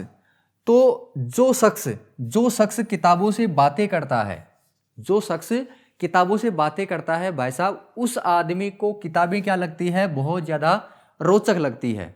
उस आदमी को किताबें बहुत ज़्यादा रोचक लगती है। तो जो शख्स किताबों से बातें करता है, दोबारा से बता रहा हूं, जो शख्स किताबों से बातें करता है उस आदमी को किताबें क्या लगती है, रोचक लगती हैं। ऐसे याद रख सकते हो, सिंपल सा। भाई अपन को तो क्या है, छोटा सा हिंट चाहिए, बस छोटा सा क्या चाहिए, हिंट चाहिए, क्योंकि वहाँ पर बहुत ज़्यादा कन्फ्यूज हो जाते हैं कि यार ये भी पड़ा हुआ है, ये भी हो सकता है, ये भी हो सकता है, ये भी हो सकता है। तो ऐसा आप थोड़ा सा कनेक्शन वहाँ पर बना सकते हो। ठीक है, लास्ट वाला है सुमनेश जोशी पुरस्कार। सुमनेश जोशी पुरस्कार ये किसको दिया गया, बिलाल पठान जी को दिया गया। अच्छा, बिलाल पठान जी कहाँ के हैं, उदयपुर के हैं। और किस चीज़ के लिए दिया गया कि अब पेड़ फल बेचेंगे, ये इनकी कोई कृति है, इसके लिए इनको पुरस्कार दिया गया है। अब देखो याद कैसे रखोगे, जैसे आपने एक गाना भी सुना होगा, कौन सा, वो अजमेरा का गाना है, कौन सा है कि जोशी जी आयो पतड़ो खोलियो, कुछ ऐसी गानों है, मतलब ब्याह के अंदर चलाया जाए ना, जोशी जी आयो पतड़ो खोलियो, समथिंग कुछ ऐसी गानों है। तो जोशी जी क्या करते हैं, पठन करते हैं। जोशी जी पठन करते हैं, मतलब पढ़ते हैं। जोशी जी पठन करते हैं, क्या पठन करते हैं, कहानी का। कौन सी कहानी है कि भाई अब पेड़ खुद क्या करेंगे, फल बेचेंगे। एक कोई कहानी है कि इस कहानी में क्या है कि पेड़ क्या कर रहे हैं कि किसी को तोड़ने नहीं दे रहे, फल किसी को नहीं तोड़ने दे रहे हैं, वो खुद ही क्या कर रहे हैं, बेच रहे हैं और पैसे ले रहे हैं और खुद के पास ही रख रहे हैं वो पेड़, है ना। ऐसी एक कहानी है, काल्पनिक कहानी है, सुना रहा हूँ मैं आपको, है ना, याद रखने के लिए। तो कि भाई ये जोशी जी क्या है कि पठन कर रहे हैं किसी कहानी का, वो कहानी क्या है कि अब पेड़ क्या करेंगे, फल बेचेंगे। तो ये आपके सारे पुरस्कार हो जाते हैं। कितने पुरस्कार हैं, 10 पुरस्कार हैं। तो इस तरीके से आप याद रख सकते हो। मेरे हिसाब से पीछे वाले पुरस्कार भी याद हो गए होंगे, ये पुरस्कार भी आपको याद हो गए होंगे। देवीलाल सांबर, तो सांबर में क्या कर रहे हैं, गांधी जी क्या बना रहे हैं, नमक बना रहे हैं, है ना, नमक बना रहे हैं। और यहाँ पर नमक किसके साथ बना रहे हैं, बिहारियों को लेकर आए। और बिहारी कितने ज़्यादा मेहनती होते हैं, आपको पता होता है कि भाई यहाँ चाहे घोड़े क्यों ना घिस जाएं, ये बिहारी मेहनत करने से नहीं चूकते हैं। ठीक है, शख्स, जो शख्स किताबों से बातें करता है वो शख्स, भाई साहब उस शख्स को क्या है, किताबें क्या लगती है, रोचक लगती है। आगे देखो जोशी जी क्या कर रहे हैं, पठन कर रहे हैं किस चीज़ का, एक कहानी का। वो कहानी क्या है कि अब पेड़ ही क्या करेंगे, खुद फल बेचेंगे। ठीक है, अब ये और इम्पोर्टेंट चीज़ है कि भाई साहब पुरस्कार राशि भी आपको याद रहनी चाहिए। मीरा जो पुरस्कार है इसमें 75,000 रुपये आपको नगद दिए जाते हैं अगर आप मीरा पुरस्कार जीतते हैं तो। मीरा पुरस्कार जीतने वाले को 75,000 रुपये नगद दिए जाते हैं। साहित्य मनीषी पुरस्कार में 2.5 लाख रुपए दिए जाते हैं। और भाई साहब जनार्दन राय नागर पुरस्कार जो दिया जाता है, सम्मान दिया जाता है, उसमें 1 लाख रुपए नगद दिया जाता है। और सुमनेश जोशी में 21,000 रुपये दिए जाते हैं। ठीक है, ये 10 पुरस्कार हैं। इन 10 पुरस्कारों में मीरा पुरस्कार वाले को 75,000 रुपये दिए जाते हैं। साहित्य मनीषी में आपको कितने दिए जाते हैं? 2.5 लाख रुपये दिए जाते हैं। और जनार्दन राय नागर में 1 लाख रुपए और सुमनेश जोशी में 21,000 रुपये दिए जाते हैं। थोड़ा सा हल्का सा ध्यान रखना, हो सकता है एग्जाम में पूछ लिया जाए। इसके अलावा देखो ये 4 पुरस्कार हैं। इन 4 पुरस्कारों के अलावा कितने पुरस्कार बच गए हैं? 6 पुरस्कार। तो इन 6 पुरस्कारों में कितनी राशि दी जाती है? मात्र और मात्र 31,000 रुपये की राशि दी जाती है। तो भाई साहब आज इतना ही पढ़ेंगे अपन, क्योंकि वीडियो बहुत ज़्यादा लंबा हो गया है। अब वक्त आ गया है मेरे हिसाब से थोड़ा सा रिवीजन का। तो मात्र और मात्र 5 मिनट मेरे साथ रुक जाइए, मैं पूरा कंप्लीट रिवाइज करवा दूं आपको, है ना? ठीक है, तो देखो फटाफट चलते हैं वापस अपन पीछे। तो देखो सबसे पहले अपन ने क्या देखा? सबसे पहले अपन ने देखा कि भाई इंदिरा रसोई योजना ये ग्रामीण वर्जन शुरू कर दिया गया है 10 सितंबर 2023 से इसकी शुरुआत की गई है। टोंक का निवाई तहसील का झिलाए गाँव 400 ग्रामीण रसोइयों से इसकी शुरुआत की गई। और जिस गांव में 5,000 से ज़्यादा जनसंख्या है उस गांव में इनको लागू किया गया है। बाद में और भी गांवों में जिनमें 5,000 से कम जनसंख्या है उनमें भी लागू कर दिया जाएगा। ठीक है, मुख्यमंत्री कामधेनु पशु बीमा योजना 6 सितंबर, ठीक है, 6 सितंबर 2023 से शुरुआत की गई। और प्रत्येक परिवार में 2 पशु जो हैं दूध देने वाले पशु हैं उनके लिए निःशुल्क बीमा किया जाएगा। और साथ ही साथ यहाँ पर अगर पशु की मृत्यु हो जाती है तो अधिकतम प्रत्येक पशु के लिए 40,000 रुपये दिए जाएंगे। और अगर 2 पशुओं की मृत्यु हो जाती है तो अधिकतम 80,000 रुपये प्रत्येक परिवार के लिए दिए जाएंगे। ठीक है, मुख्यमंत्री कामधेनु पशु बीमा योजना की जो शुरुआत है ये भीलवाड़ा का जो गुलाबपुरा है यहाँ से इसकी शुरुआत की गई है। अच्छा, आगे बात करें, विश्व का पहला हेरिटेज रिवर फ्रंट कौन सा है? चंबल रिवर फ्रंट है। और यहाँ पर एक घाट चंबल माता घाट बनाया गया है और यहीं पर एक गार्डन बनाया गया है। और यहाँ पर ध्यान रखना 42 मीटर ऊंची चंबल माता की मूर्ति स्थापित की गई है। ठीक है, आगे बात करें तो चुनावी जो प्रत्याशी हैं, जो चुनाव में एमएलए जो खड़े होते हैं, एमएलए बनने के लिए जो खड़े होते हैं, तो इनका 2022 में याद रखना 40 लाख रुपए इनकी खर्च करने की जो अधिकतम लिमिट है वो यहाँ पर कर दी गई है। ठीक है, आगे बात करें, राजस्थान में अब तक यहाँ पर 3 ट्रेनें हो चुकी है वंदे भारत। पहली आपकी अजमेर से दिल्ली हो गई है, दूसरी आपकी कौन सी हो गई है? जोधपुर से साबरमती हो गई है। और तीसरी कौन सी हो गई है आपकी? उदयपुर से जयपुर। ये तीनों ट्रेन याद रखना इंपॉर्टेंट है। ये तीसरी वाली जो ट्रेन है वो लेटेस्ट चलाई गई है उदयपुर से जयपुर 24 सितंबर 2023 को। ठीक है, आगे बात करें तो 20 सितंबर को हमारी राजस्थान की जो मंत्रिमंडल है, राज्य मंत्रिमंडल है, इनके द्वारा प्रस्ताव पारित किए गए हैं। पहला प्रस्ताव होगा राजस्थान ग्रीन हाइड्रोजन नीति 2023, इसके बारे में मैंने आपको आगे बताया था। और राजस्थान बायोमास और वेस्ट टू एनर्जी, कहने का मतलब कचरे से ऊर्जा बनाने के लिए भी ये नीति लागू करने के लिए प्रस्ताव पारित कर दिया गया है। आगे बात की जाए, शिल्प और माटी कला बोर्ड, इसका नाम बदल दिया गया है और श्री यादेव माटी कला बोर्ड अब कर दिया गया है। आगे बात करें EWS, जो इकोनॉमिकली वीकर सेक्शन है, जो उन विद्यार्थियों को राजस्थान स्टेट इंजीनियरिंग सर्विसेज में आयु सीमा जो मैक्सिमम एज लिमिट है उसमें छूट दी जाएगी। आगे बात की जाए ग्रीन हाइड्रोजन नीति की, तो भाई साहब जो ग्रीन हाइड्रोजन जो सेक्टर है, इस सेक्टर को थ्रस्ट सेक्टर और सनराइज सेक्टर में इनको शामिल किया जाएगा। थ्रस्ट सेक्टर में जब लागू किया जाएगा तो इसमें निवेश भी बढ़ेगा और सनराइज सेक्टर में जब इसमें शामिल किया जाएगा तो मैन्युफैक्चरिंग स्टैंडर्ड के जो पैकेज दिए जाते हैं सरकार के द्वारा उन लाभों को भी ये जो ग्रीन हाइड्रोजन सेक्टर है वो भी प्राप्त कर पाएगा।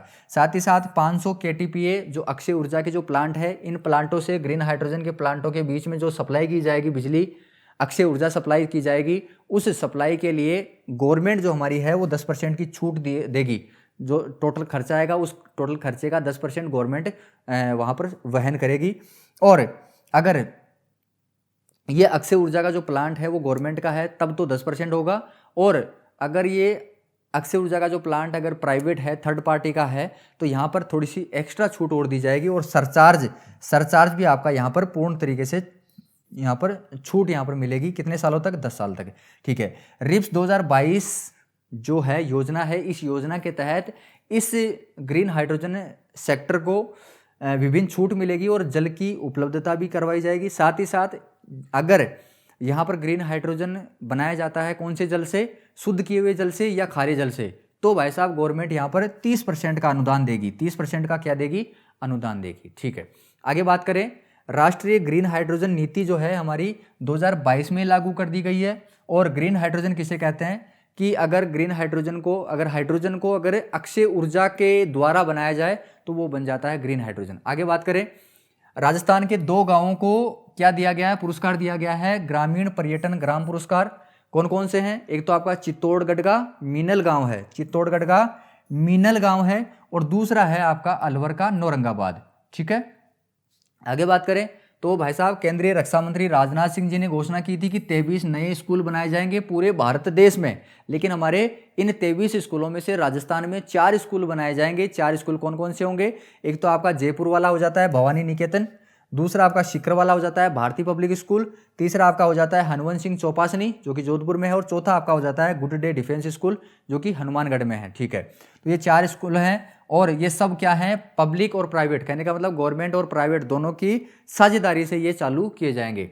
आगे बात करें तो आगे देखिए, palace on wheels. Palace on wheels क्या है, एक तरीके से ये ट्रेन है। ये ट्रेन कहाँ से कहाँ तक चलाई जाएगी, दिल्ली से शुरू होगी और हमारे राजस्थान के जो भी पर्यटक स्थल हैं महत्वपूर्ण, उन पर्यटक स्थलों से घूमते हुए वापस कहाँ जाएगी, ये दिल्ली चली जाएगी। तो याद रखना, पैलेस ऑन व्हील्स क्या है, ये एक ट्रेन है जो कि हमारे रेल मंत्रालय, ठीक है, भारतीय रेल और राजस्थान पर्यटन विकास निगम लिमिटेड के द्वारा इसकी शुरुआत की गई है। ठीक है, धौलपुर में गैस से बिजली बनती है, धौलपुर कंबाइंड गैस आधारित परियोजना। यहाँ पर 3 यूनिट लगाई गई हैं, इकाइयाँ हैं। प्रत्येक यूनिट 110 मेगावाट की है और यहाँ पर राजस्थान राज्य विद्युत उत्पादन निगम लिमिटेड के द्वारा यहाँ पर बिजली बनाई जाती है। याद रखना, ये 1 मार्च 2008 से शुरुआत इसकी की गई है और अब तक ये चलती हुई आ रही है, धौलपुर कंबाइंड गैस आधारित परियोजना। आगे बात करें तो भाई साहब राजस्थान साहित्य अकादमी के द्वारा पुरस्कार दिए गए हैं सितंबर के अंदर। उन पुरस्कारों को याद रखने के लिए मैंने बताया था कि मीरा जी क्या कर रहे हैं, मीरा जी के बदन पर सांप चढ़ा दिए गए हैं क्योंकि ताकि उनके ध्यान को भंग कर दिया जाए। लेकिन मीरा जी क्या है, खुद अपने आप में रत्न है। आगे बात करें, वैदिक साहित्य याद रख सकते हो। ठीक है, रणजीत, ये जो जन्म और मरण का जो रण है, जो युद्ध है, इस युद्ध को जीता कौन सकता है, जनार्दन। कौन जिता सकता है, जनार्दन। आगे बात करें, सुधिंद्र, सीधा इंद्र से बात कौन कर सकता है, जिसका चेतन अच्छा हो, जिसकी चेतना अच्छी हो और जिनका जो मन है वो पानी की तरह शांत हो, तो वही आदमी सीधा इंद्र से बात कर सकता है। आगे बात करें, रांगे राघव अपने आप में एक नाम ही ये बताता है कि ये पुरुषों में उत्तम है। और पाषाण पुत्री क्षत्राणी हीरा दे, ये इनका क्या है, एक उपन्यास है, इस चीज़ के लिए इनको दिया गया है। आगे बात करें, देवराज उपाध्याय पुरस्कार। देवराज, देखो ये जो ब्राह्मण होते हैं, ये ब्राह्मण क्या है कि अपने आप को क्या बताते हैं कि भाई हम देवों पे राज करते हैं, और ये बात कब से बताते हुए आ रहे हैं, ये प्रस्थान बिंदु से। ठीक है, आगे बात करें, कन्हैयालाल सहल, जो जयपुर में जो रावत कचौरी वाला है उसमें बहुत ज़्यादा मिर्ची है। मिर्ची होने की वजह से क्या है कि कन्हैयालाल जी ही सहन कर सकते हैं। क्यों, क्योंकि आम आदमी यहाँ पर मारक लहरों के बीच, आम आदमी के पेट में क्या होती है, मारक लहरें पैदा हो जाती है ज़्यादा मिर्च होने की वजह से, और इस मारक लहरों के बीच में क्या है, इंसान फंस जाता है भयंकर तरीके से। तो कन्हैयालाल सहन कर सकते हैं। आगे बात करें, देवीलाल सांबर, तो मैंने आपको बताया कि गांधी जी नमक बना रहे हैं, कहाँ पर बना रहे हैं, सांबर में बना रहे हैं। गांधी जी नमक बना रहे हैं सांबर में, किन को लेकर, बिहारियों को लेकर। और बिहारी इतने ज़्यादा मेहनती होते हैं कि घोड़े घस जाए तो भी नहीं रुकते हैं। आगे बात करें, शख्स, शंभूलाल सक्सेना, तो शख्स, जिस शख्स को किताबों से बातें करना अच्छा लगता है तो उस शख्स को किताबें रोचक लगती है। आगे बात करें, जोशी जी पठन कर रहे हैं, जोशी जी पढ़ रहे हैं क्या, एक कहानी पढ़ रहे हैं। वो कहानी क्या है कि भाई पेड़ क्या कर रहे हैं, फल बेच रहे हैं। ठीक है, पुरस्कार राशि याद रखना, मीरा पुरस्कार में 75,000 रुपये दिए जाते हैं, साहित्य मनीषी में 2.5 लाख रुपये दिए जाते हैं। साथ ही साथ याद रखना, जनार्दन नागर सम्मान में आपको 1 लाख रुपये दिए जाते हैं और सुमनेश जोशी में 21,000 रुपये दिए जाते हैं। आगे बात करें, इन 4 के अलावा जो भी पुरस्कार बच जाते हैं, कितने पुरस्कार बच गए, 6 पुरस्कार बच गए, तो 6 पुरस्कारों में 31,000 रुपये नगद दिए जाते हैं। तो अब तक हमने ये पढ़ा है। कुछ अगले, शायद मेरे हिसाब से अगले आधे घंटे में हम आपको कंप्लीट करवा देंगे राजस्थान जो करंट है किसका, सितंबर का। तो बहुत अच्छे तरीके से मैंने आपको ये करवाने की कोशिश की है, बहुत मेहनत की है। मेरे हिसाब से आपको ये वीडियो बहुत ज़्यादा पसंद आया होगा। अगर पसंद आया तो आप हमें ये चीज़ कैसे दिखा सकते हो, वीडियो को लाइक करके और एक प्यारा सा कमेंट करके, ओके। और राजस्थान स्टैटिक जो जीके स्टैटिक है वो भी आपको अब सुचारू रूप से मिलना चालू हो जाएगा। बहुत ही शानदार तरीके से याद करवाते हुए चलेंगे और इतना ही पढ़ेंगे, केवल इतना ही पढ़ेंगे कि आपके एग्जाम तक वो सीमित रहे। ज़्यादा अपन को पीएचडी नहीं करनी है, अपन को एग्जाम निकालना है शॉर्ट तरीके से, बहुत ही कम टाइम में, बहुत ही कम चीज़ों में आपको एग्जाम निकालना है। और यही आपकी स्ट्रेटेजी होनी चाहिए। नहीं तो पीएचडी करने बैठ जाओगे तो कोई भी एग्जाम नहीं निकलेगी। दूसरी बात, आपके यहाँ पर दिमाग में केवल और केवल पछतावा रहेगा कि यार काश में सिलेक्टेड चीज़ें पढ़ लेता।